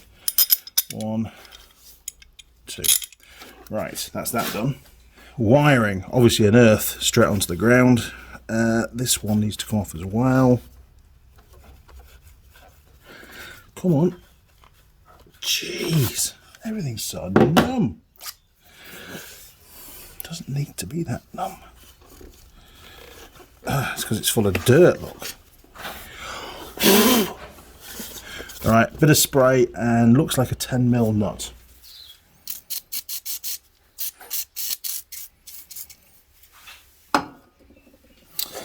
Right, said Fred. We're definitely disconnecting the battery. There's no power on there anyway because we're not cranking at the moment.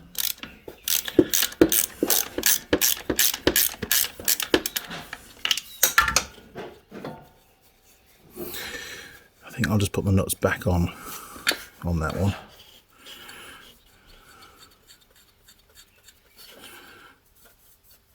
There we go, that's not going anyway. Okay, and I'll pull that through towards the front.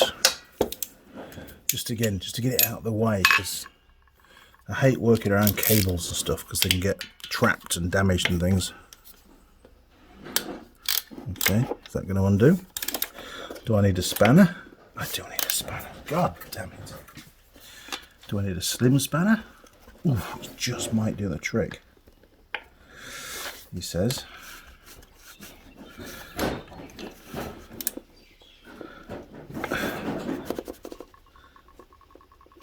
God, who tightened that up?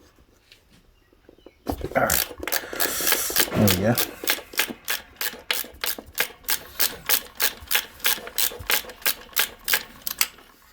Right. Okay.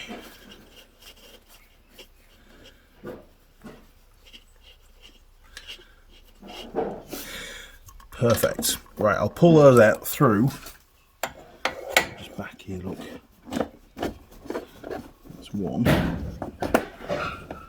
There's like a little rubber eyelet thingy a bit further forward. You'll see it on your machine when you're working on it. We'll just pull those down. It's actually on the plastic cover, so that's going to have to come off anyway. Right, and now we need to undo this, which is also loose. We need to take the whole stud out. Sorry, you can't see a lot of them on. There you are, look. That's what it looks like. Take the whole stud out. Finger tight, which was good. Okay, there's the stud. That's not going to stay there, is it? Put him in there. Way down, boy. Okay, and we've got one more bolt right down the bottom, which I can crack off with my spanner. I don't think I'll get a ratchet in there. Okay, here we go. Don't snap, whatever you do. That felt real springy, did that one. No, we're good.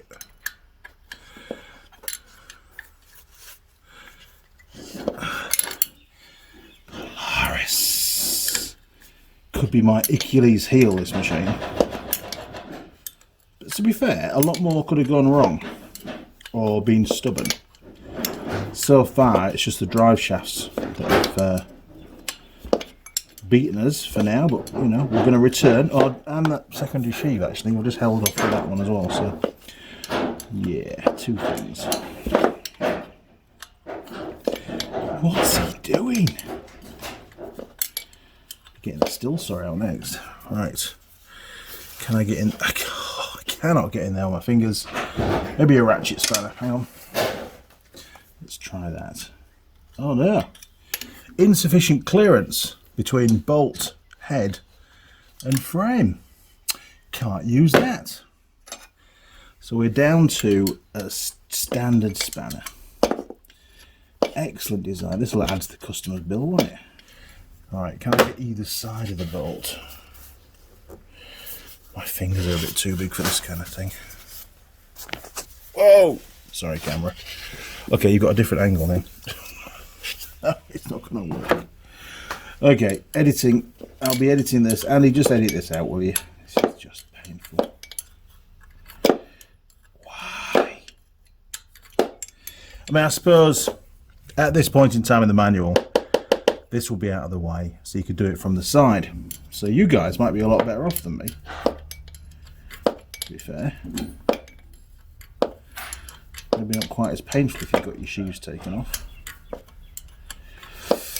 You do need to be careful with those sheaves. I read online it's quite easy to damage the crankshaft, taking the primary sheave off. It does say to use a puller and to give it a few hammer blows on the secondary sheave, but I'm just being a bit careful. You know, if I can avoid damaging this thing, I will. Right, this is, it really would be finger tight if you could get your fingers to it. So if you've got a small child, go and apprehend them now and ask them to wind the bolt out for you. My fingers will not go down there. Not a chance. So Craig reckons to be here about 6 o'clock. He might actually hang around to help get the sheaves taken off, and if he does, we'll film it. Because he's done one of these before, I think, one or two. But he says he's not had a problem getting the sheaves off before, so. I said, oh, welcome to this one, Craig. This one's slightly different to all the ones you've done. Man, that is super loose. Can we get it from one side? Oh, maybe. Oh, that feels good. Of course, it's going to be about 1,000 feet long.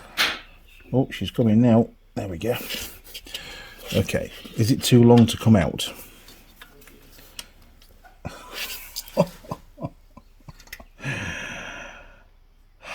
So it's going to come out with the starter motor. So remember, when you're putting the starter motor back in, you've got to put the bolt into it before you fit it. I'm sure that's not going to come out. Let me get some pliers. Nope, it's hard against the gearbox. It's not coming out. Okay, bolt, lower bolt is retracted. There's a rubber O-ring in there normally, and that's usually the only thing that sort of makes it difficult to get these out if it's a bit dry, but this one seems to be working okay. Right. Okay.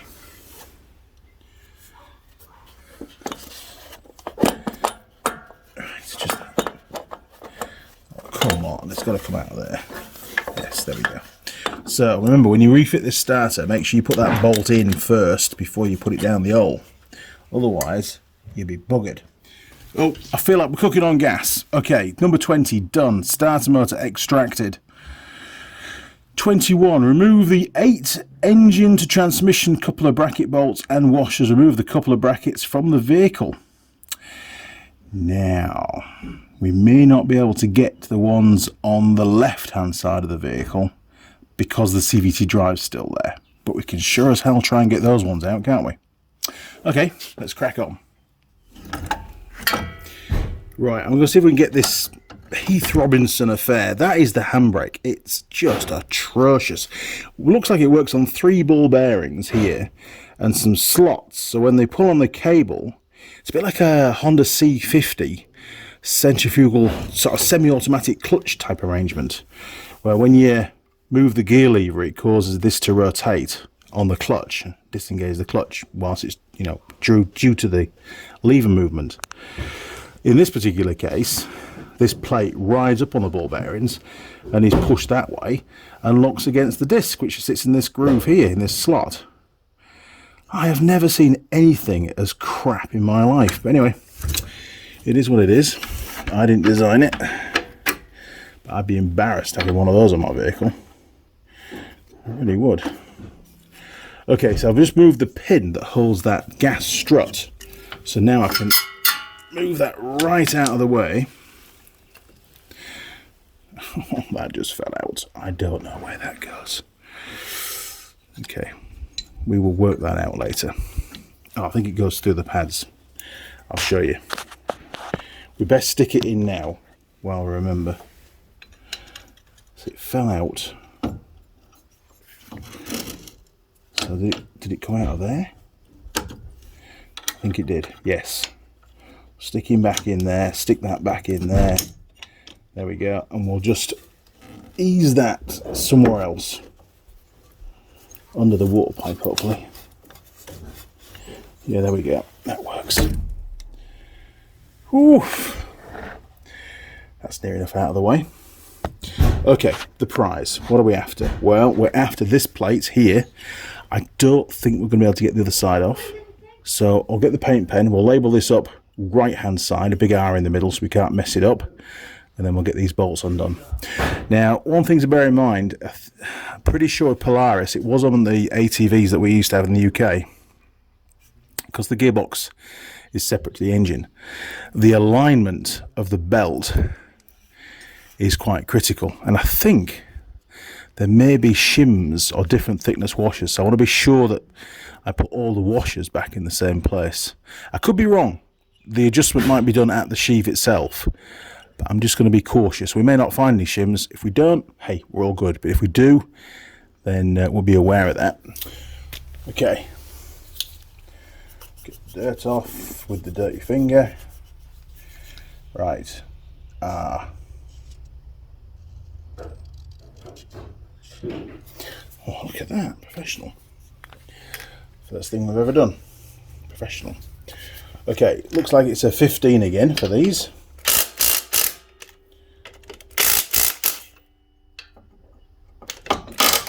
Wow, that was loose. Okay. If you see any shims, let me know.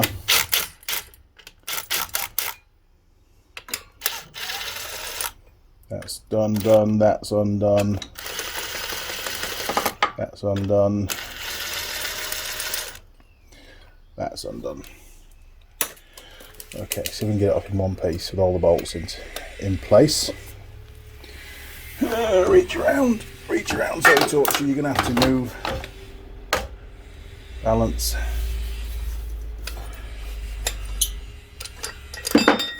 Crash, that's fine, that's the inner one. Okay, that one's out. And I can reach in and get the inner one. Oh, you can just see the wooden block, maybe, down there. If not, you'll see it later on. I just made a couple of wedged blocks to put under the engine, as per the instructions. Okay, let's go and take a look at the other side and see if we can get that one out.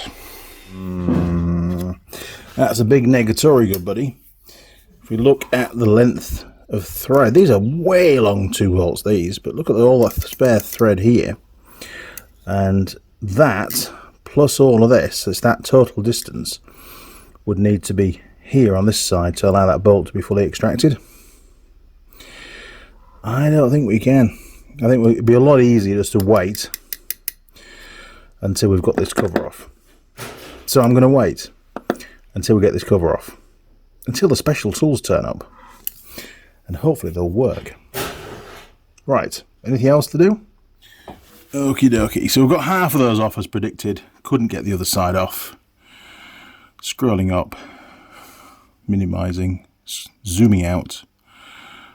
Okay, so remove the 3 fasteners securing the rear transmission mount to the vehicle frame. Remove the rear mount as an assembly. Okay, we can do that. Number 22, that rear mount has got to come out. Ah yes, that's the same one that the Airbox bolted to at the top. That'll be easy. So I imagine the best thing to do here is to remove these 3 bolts that go to the casing of the gearbox and then remove the 2 bolts that hold this bush mount onto the chassis. Then the whole thing can come out.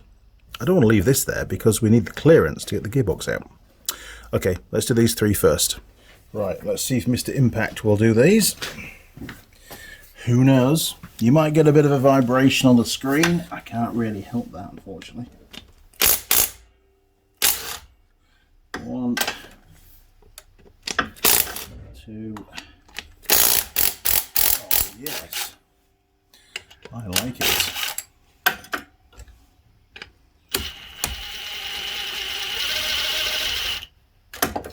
Okay, things are moving around, so they're a bit under tension. That's 1 bolt.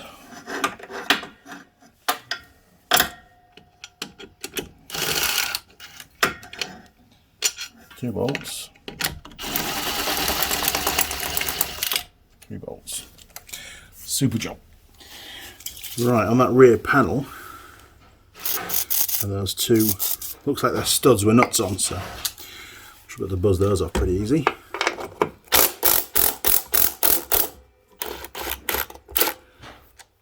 That's 1.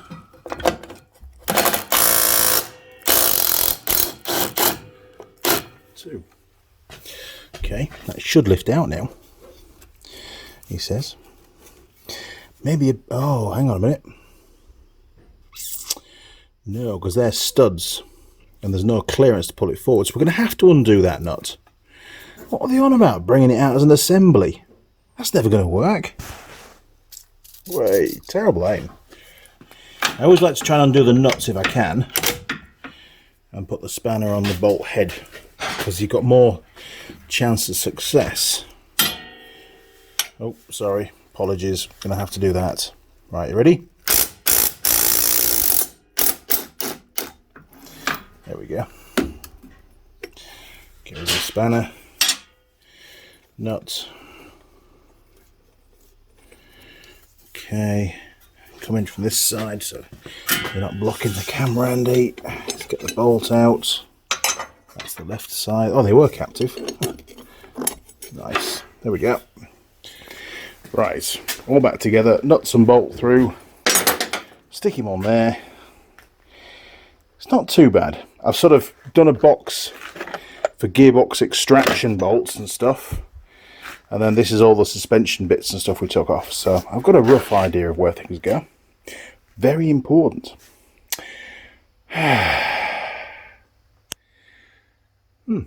So, can we do any more? Let's check the manual. Okay, zooming out, zooming out, zooming out. Using an overhead lift or an assistant, lift the transmission up and out of the chassis. So it's telling us we've done everything we need to do, bar the sheaves, which we haven't done yet. And once they're out, we should be able to lift the gearbox out. But there's a problem. Let me show you the problem. So this is the drive shaft. Sorry, it's in a bit of a shadow. We'll just try and... There you go. There's the drive shaft, which runs drive to the front diff. Now remember, we took... You can see another roll pin sticking out there, look. We took the roll pin out on the front diff, but we sure as hell can't just lift this gearbox vertically. It's still connected to the drive shaft. They've not asked us to separate the drive shaft from the gearbox at all. Okay, so this is the clip that I need to remove that carries the 2 heavy cables for the starter motor, the ground, well, basically the engine ground, and the main feed for the starter motor. And it's connected to the plastic cover at the rear, so we'll get that whipped off and get those cables pulled out of the way. And then realistically, we're sort of waiting for the pullers to get these sheaves removed. Once they're out of the way and the back plastic covers off, I'll then have to consider how I'm going to remove that shaft. I'm going to have to pull it off at this end. Why on earth they asked us to take it off of the diff, I have no idea. Did they expect that prop shaft to come all the way out with the gearbox? I don't think so. That's never going to happen.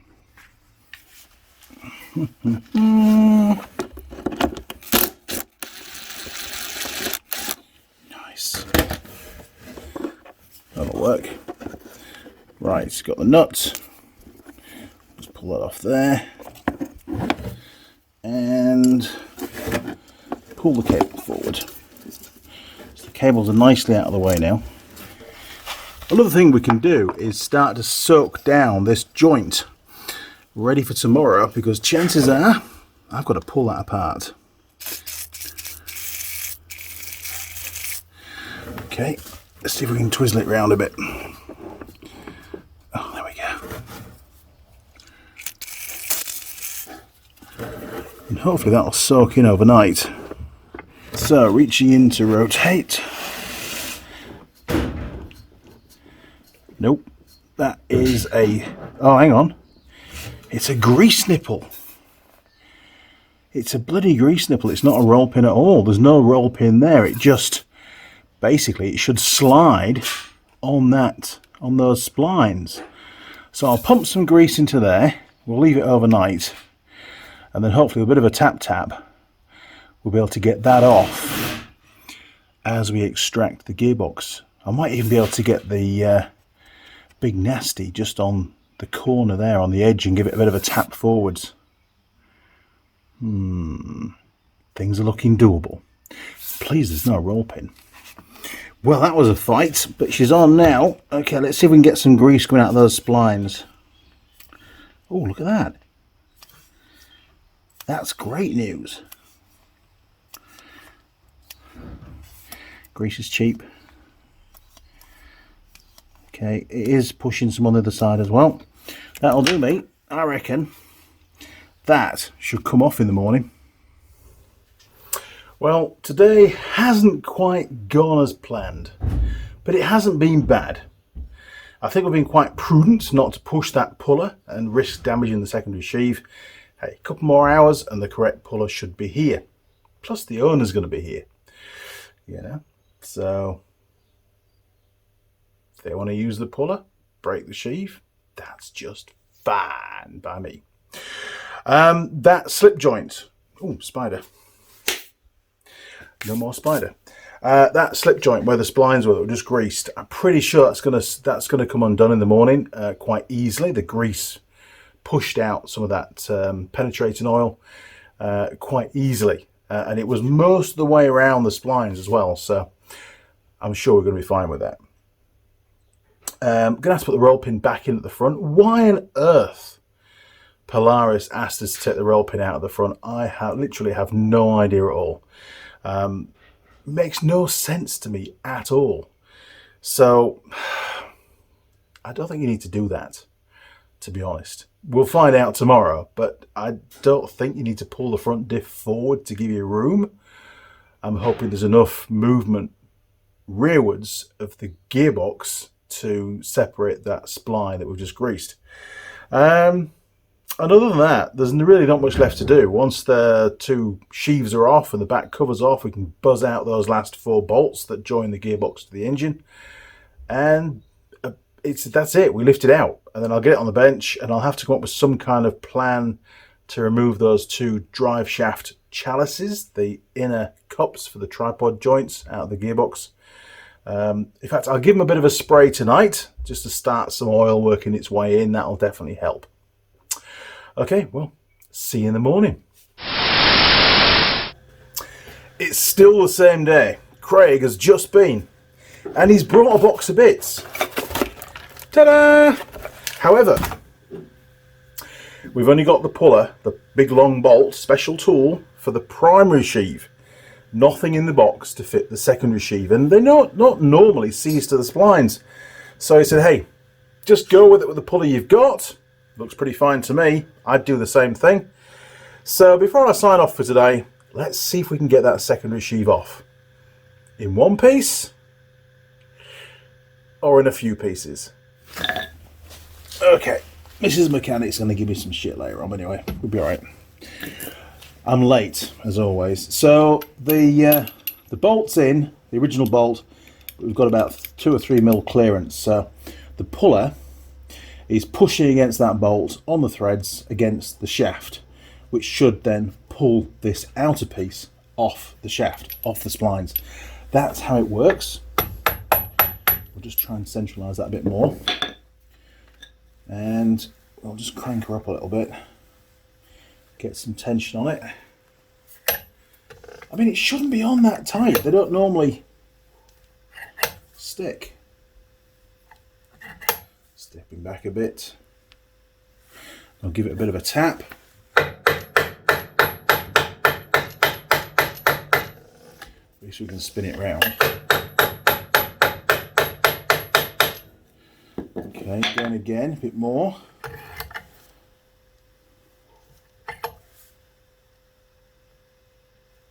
Washer's still moving. Keep your fingers out, Andy.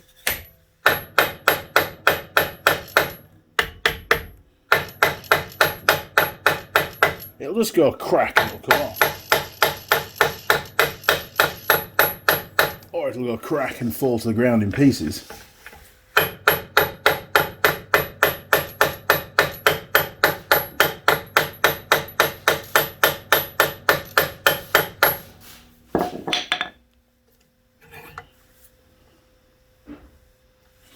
Something's giving. See that washer go tight, you know we've done it.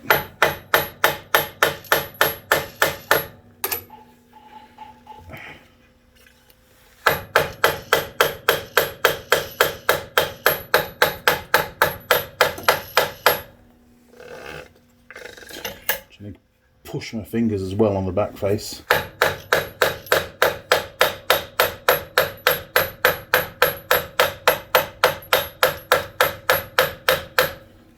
Jeez. A bit more. Don't want to break it because they're not cheap, but it has to come off.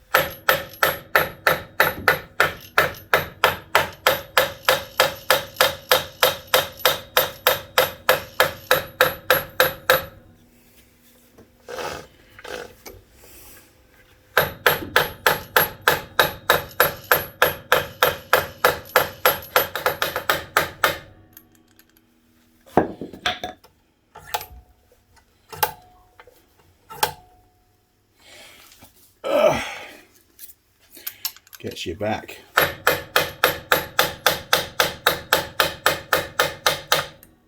Yep. It's coming. It is coming. Something's happening.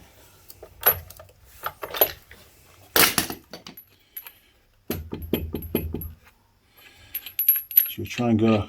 You see, that's got bugger all threads left on it. Hasn't damaged the threads, that's good. So we managed to switch to something that sits against the bar rather than relying on the threads. Let me find something that's going to fit inside there. I'm back. Right, Tang tool socket, 13mm. A little extendo piece with a nipple on it to keep everything in line. Here's the plan. And now we're pushing directly against the shaft rather than on the threads of the shaft. The female threads, so we've got a bit more guarantee. And we could have done this straight away, to be fair. Didn't have to use the bolt. So I'm just on the puller now. Wow, she's tight. Really tight.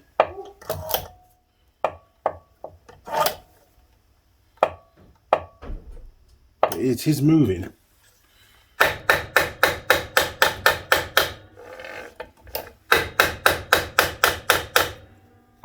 Should never be that tight.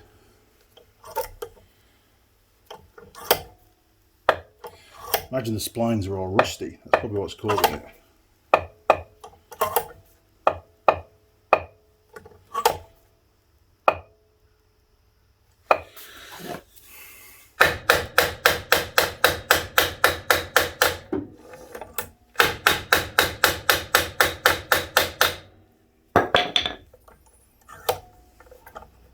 The shocks definitely make a difference, to be fair.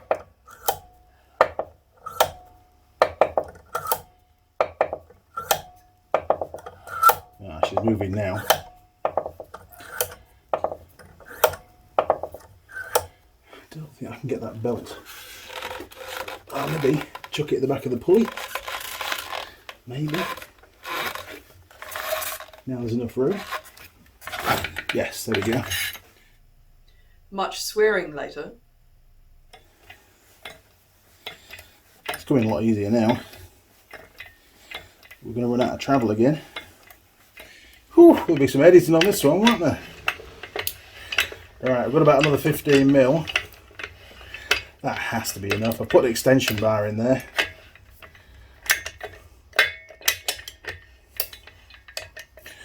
Okay, here we go. It's coming.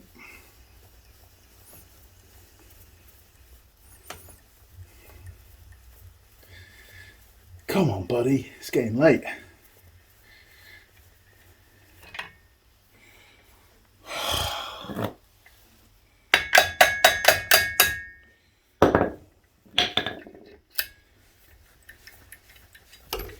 Is that going to be enough?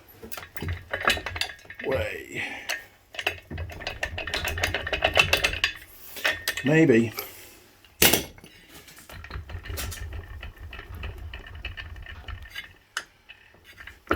Hey, there we go, look. Let me sockets out. Holy crap. Oh, while we're here, we can get that belt out, I suppose. There we go. So just that one to do tomorrow. And we've got the official puller for that one. But looking at this shaft, I'll get torchy. This shaft's quite rusty. There's your problem. So if I turn this around, you can see all the rust dust at the back here. Very rusty indeed, and that's where it was seized, right at the back. But we've got it off. We haven't damaged the shaft. We've not damaged the sheave. That's a win. I've just pulled these two shims, what look like to be shims, right out down here. So I reckon they need to go on the shaft before we put this back on. If you look down there, I'll just pull you off and we'll put the torchy on the phone as well. You can see all the rust down that hole. So that's what was causing it to bind on the shaft. So I'll have to clean that out with a wire brush and be a rotary one on the drill on an extension. And clean all that out. Bugger. Okay, that really is it for today. Mrs. Mechanic's been out twice. When are you coming in? Ben's finished. All the lights are off. It's been a long day. But the good news is that's a win. That's one win, right? We've still got to get the primary off, and we've still got to get those two drive shaft chalices out of the gearbox as well. This one is fighting me, but a great example of the problems that you might encounter when you come to do this job on your machine. So, you know, I don't really endorse the working on brand new machines, because you don't get to see all the problems that you're going to come across when the machines are a few years old, like this one. Okay, I'll see you in the morning. Over and out. Well, it's another day in the workshop. A bit of a late start. Been outside talking to Ben about a patrol engine that is removing at the moment, a donor engine. So we've taken off the secondary sheave, as I call it, the driven pulley, and we've now got to remove the drive pulley, or the primary sheave as it is in my head. And we need a special tool for that, and I believe this is the one. It seems a little bit longer here than in the photo in the manual, but I don't think that's a huge problem. The important bit is these threads here and the length here. Craig did send some other ones down as well, and we've got that one, which I'm pretty sure it's not that. It's nothing like what is in the picture. Or there is this one. Now this one looks very similar to the one in the photo, so maybe it'll do both. I mean, that distance is, there's not a lot in it, so the threads the same. Can I check the threads? Yeah, the threads look the same. I can't lay them over because of the head on the bolt, but yeah. And then we've got this thing. I don't know what that is. Is that for holding the clutch? I don't know, maybe. Doesn't look like the clutch holder that Polaris supply, but I don't know. We're just gonna, that's it, no more bits in the box. So we'll have a play around. Let's get that primary sheave taken off, then get the plastic backing taken off with that duct pipe, and then we can get the last bracket off between the engine and the gearbox, and then we should be able to lift it out. So we're on a roll. Here we go. So a quick glance at the service manual, because it's always helpful for viewers. This is back on chapter 6, which is, I imagine, Polaris variable transmission PVT, right? I'm only guessing. Disassembly, the CVT drive essentially. And we got down previously, mark the drive belt direction, done that, to remove the driven clutch, retaining bolt and driven clutch assembly. Number 8 makes it sound so simple. It really wasn't. It was a pain in the ass. Now, number 9, install drive clutch holder. I don't think we have one of those. And if I just zoom in for you for your viewing pleasure. Oh, don't do that. Bring it across. Remove the drive clutch retaining bolt and remove the clutch using the drive clutch puller.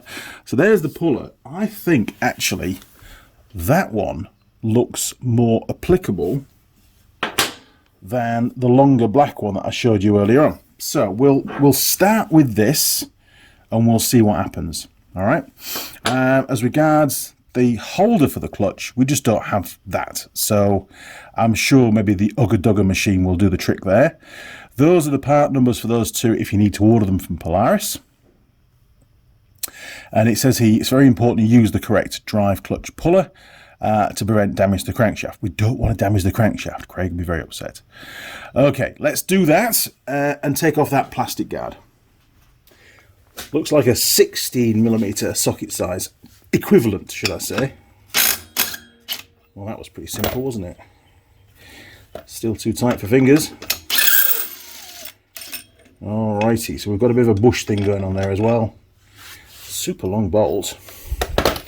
Okay, just for reference, spacer, thick washer, and some kind of spring washery, you know, star washery grippy thing. Okay, we'll leave all that on there, and hopefully the puller's going to fit straight in there. Fingers crossed. Right said Fred. Is it going to work? Oh yeah. Threads feel pretty good. Could have put some oil on the threads actually. That would be a good idea for a puller. Jeez, is it long enough? Well, let's hit the mark. Okay, place your bets now. Is it going to bring it off?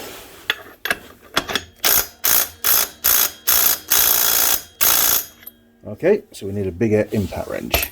Nice. Okay, given it's going to be really tight, let's just buzz it back out. And we will stick some of this Lucas extreme pressure synthetic grease from Jim Haynes, all the way from the US. Thanks, Jim. Appreciate that. We'll give it a little bit on there, on the threads. And that should just help it a little bit. That should be enough. Don't need to go mad. Brilliant stuff, actually. Used it a few times on pullers and things. Stick it on there, look. Nice. Okay, here we go.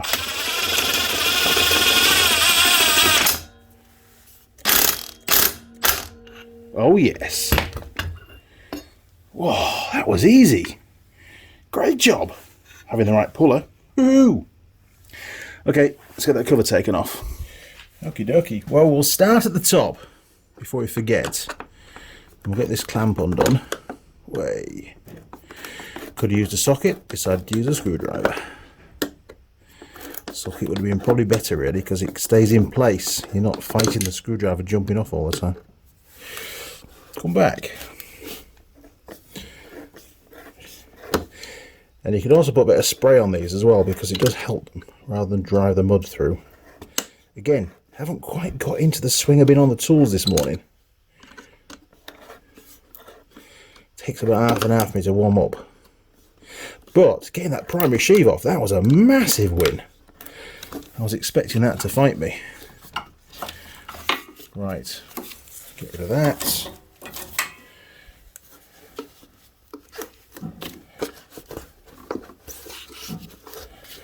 Okay, that's going to pop off there nice and easy. There we go. Right, just a few bolts now.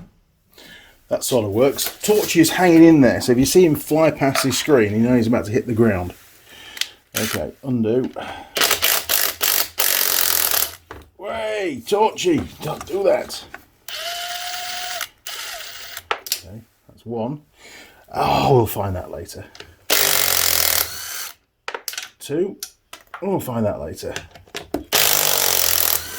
Three. Oh, yes, it stays put. That's just great. Need to do an improved Torchy mount, I think.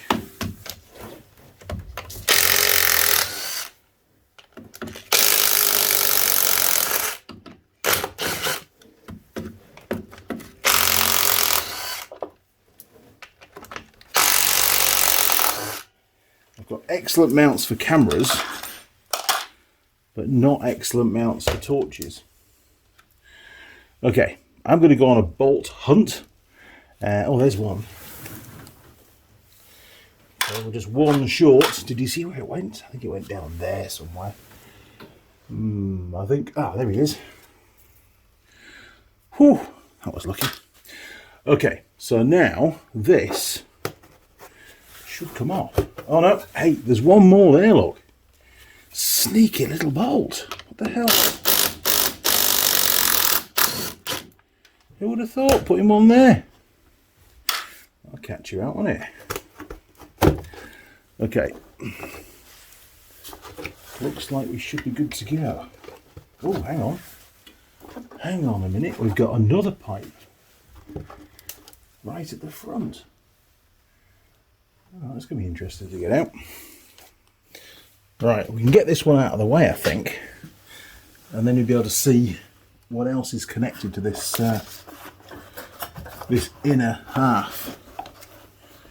Forwards, backwards, sideways. I don't know. Maybe forwards. Let me have a look from the front. Nope, definitely not forwards. There's a bulkhead in the way.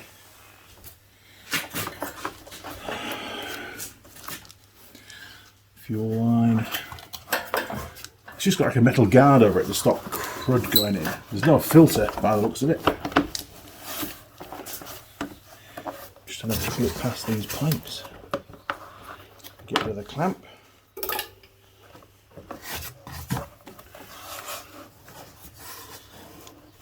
Oh, there we go. HT lead. So that's all it is. Get that out of the way.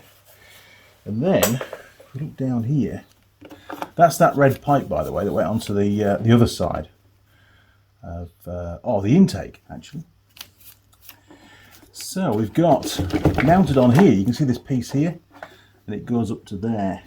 So, I think probably, maybe that one there. I'll get a screwdriver, we'll whip that off. Be easier to undo that than the one that's tucked right under here.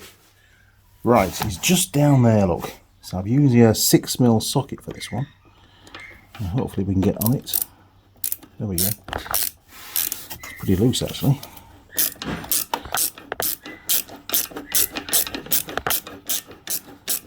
Yes, socket's a better idea, actually, than a screwdriver for these.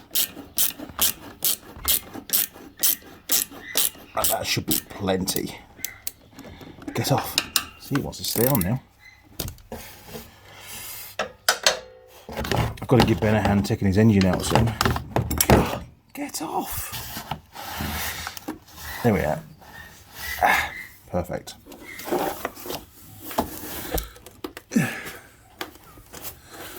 that back. Maybe it'll just lever off as I pull this round. There we go. Okay. We now need that up and out of the way.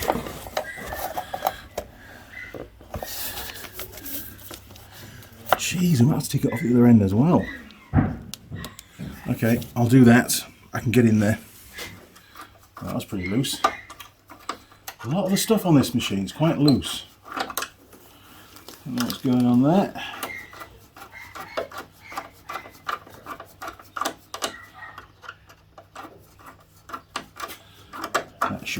really, shouldn't it? So that's going to have to pull down.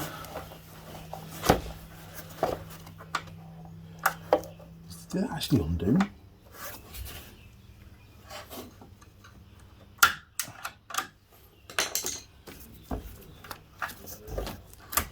Yes. Get that down out of the way, and now see if we can twist it off.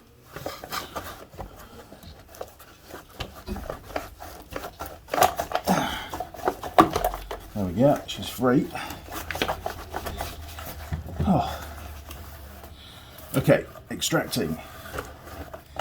Oh, they don't give you a lot of room, do they? Jeez. And that's not the original clamp. That's basically an aftermarket one. So somebody's definitely been in here before. Well, that was slightly more involved than I'd planned.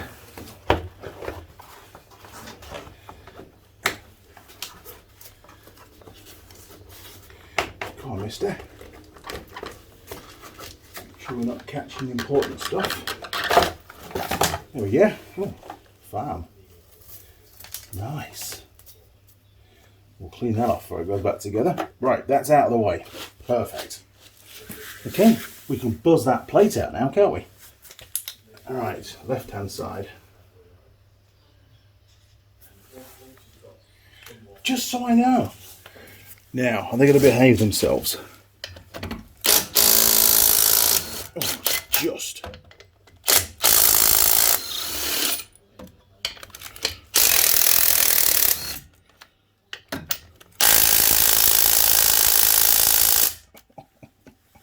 Remove extension bar. Extra torque required. Oh, yeah, look at that.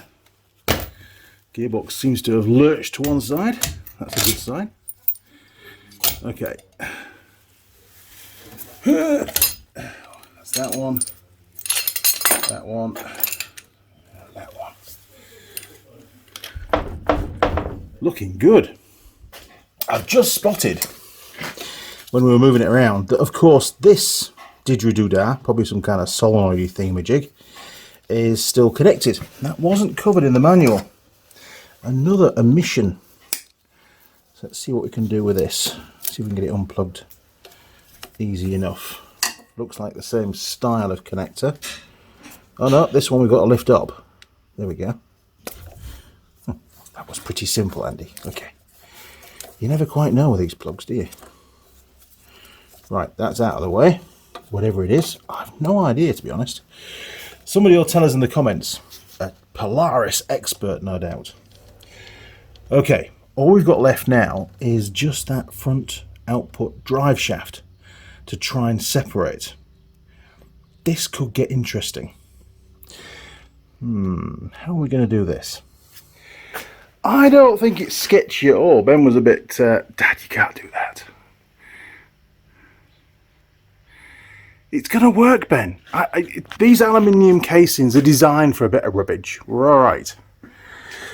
So the plan is slowly elevate said gearbox, and whilst slowly elevating, stop, start, try and pull that splined prop shaft off.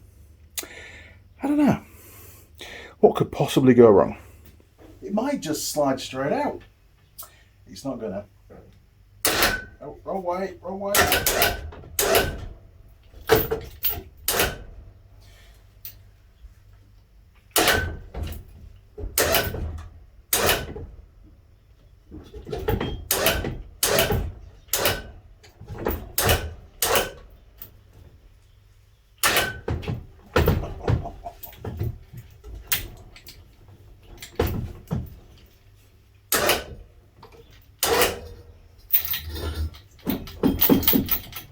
We're nearly past the tight bit. It's just a bit caught. Right, let's see if we can knock that spline forward a bit. Okay, let's see if we can get some kind of movement on this.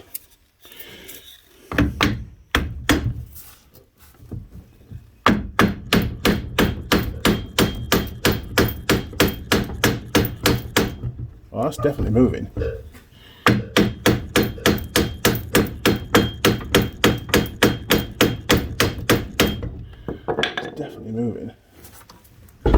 Oh, there we go. Look. Okay. Is there enough clearance to do it there? Probably not all the way. What I might need to do is just lift the gearbox from the rear, and that would then allow this to tilt more like that and just extract itself. Could be a problem putting it back in again though. I don't think we're going to get.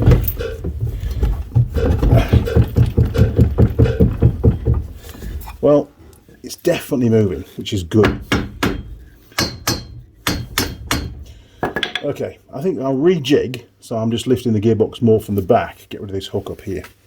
Okie dokie, we are only hitched to the back of the gearbox. I'm hoping the gearbox is going to roll like this, which the front will come towards the rear and give us that clearance.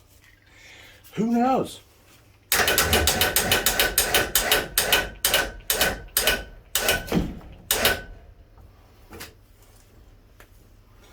Alright, we have got a bit of clearance now. Don't hurt your back, Andy. Towards. Try not to. Get rid of this. Okay. Yes. Alright, prop shaft is out. Ta-da! That's going to be a bastard to put back in again.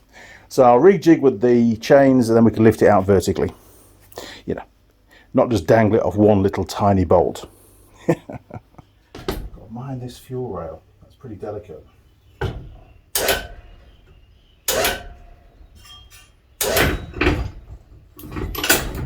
Crash. Ooh, I don't like this. Ben! What? Are you under your truck? Yeah. Okay, alright, I'll manage.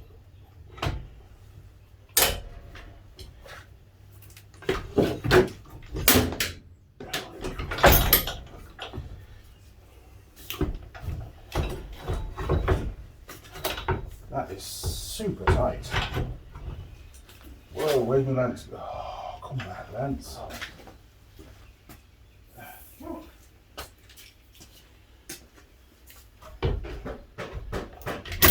That's better. He says, just maybe, possibly.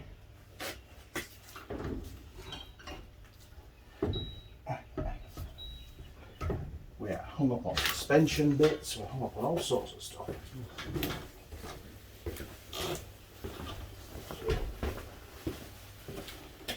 You alright?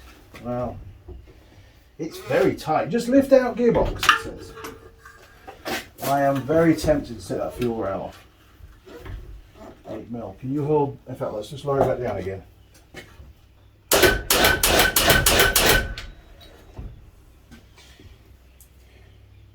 I think it'll come out the side, do you? No. It will, will it? Because I think- that bar there. Let me get the fuel rail out of the way. 8mm-ish. 8mm-ish. Is it 8mm? Oh, it is.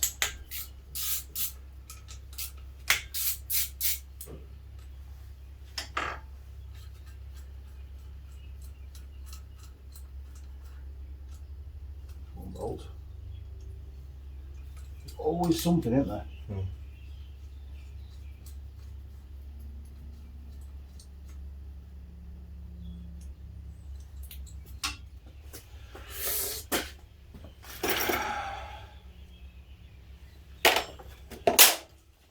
Just leave it in, turn around like that. You're not going to whack it. Well, I hope not. You've gained like at least 1.5 inch clearance. Alright, well I've got you here now anyway, so let's give it a go. We're going up. We've got to watch. Yeah, was it twisted around now? Okay, you ready? Mm-hmm.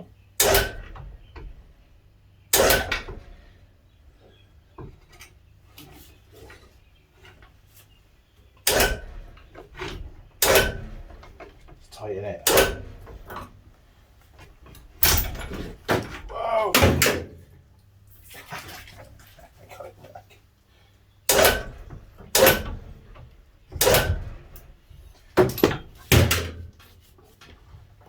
There you go, look at that. Right, Oh, your chain's stuck. Hang on, don't. I'm not. Go down if you can. Down. There we go. Oh.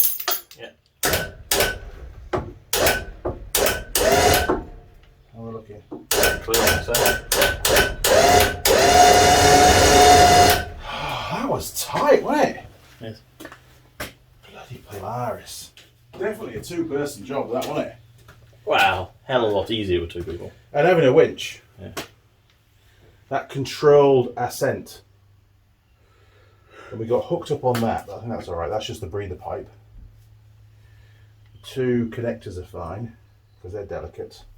This is fine, the solenoid, that's delicate. Whew. Oh, spiders. Right, well. Thanks for your help. Good luck with your patrol. I'll be out soon, I think. Good.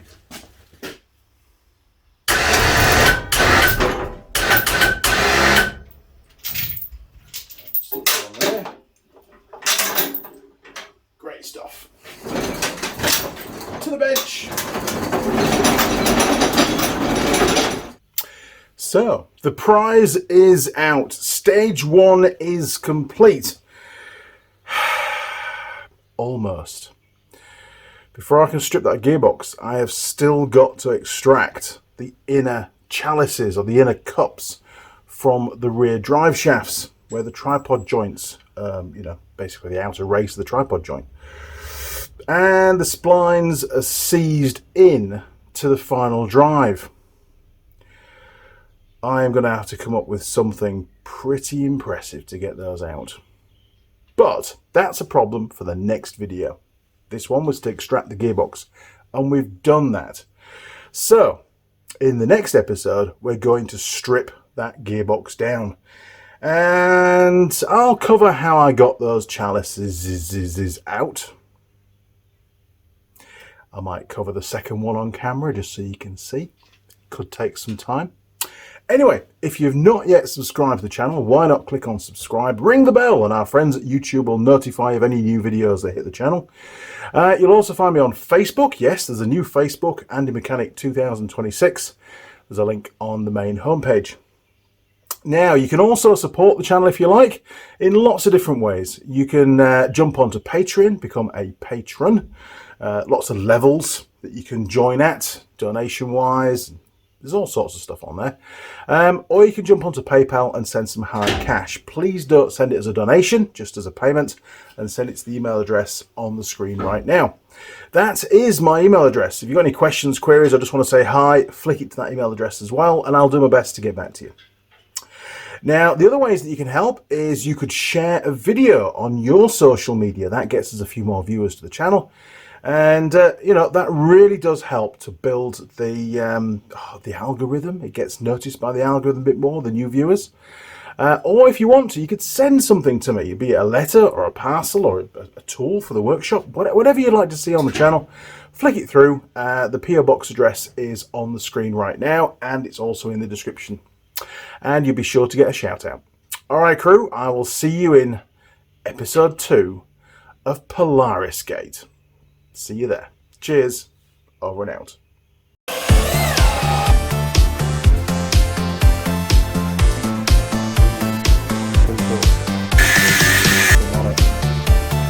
And we get the flip up again. Oh!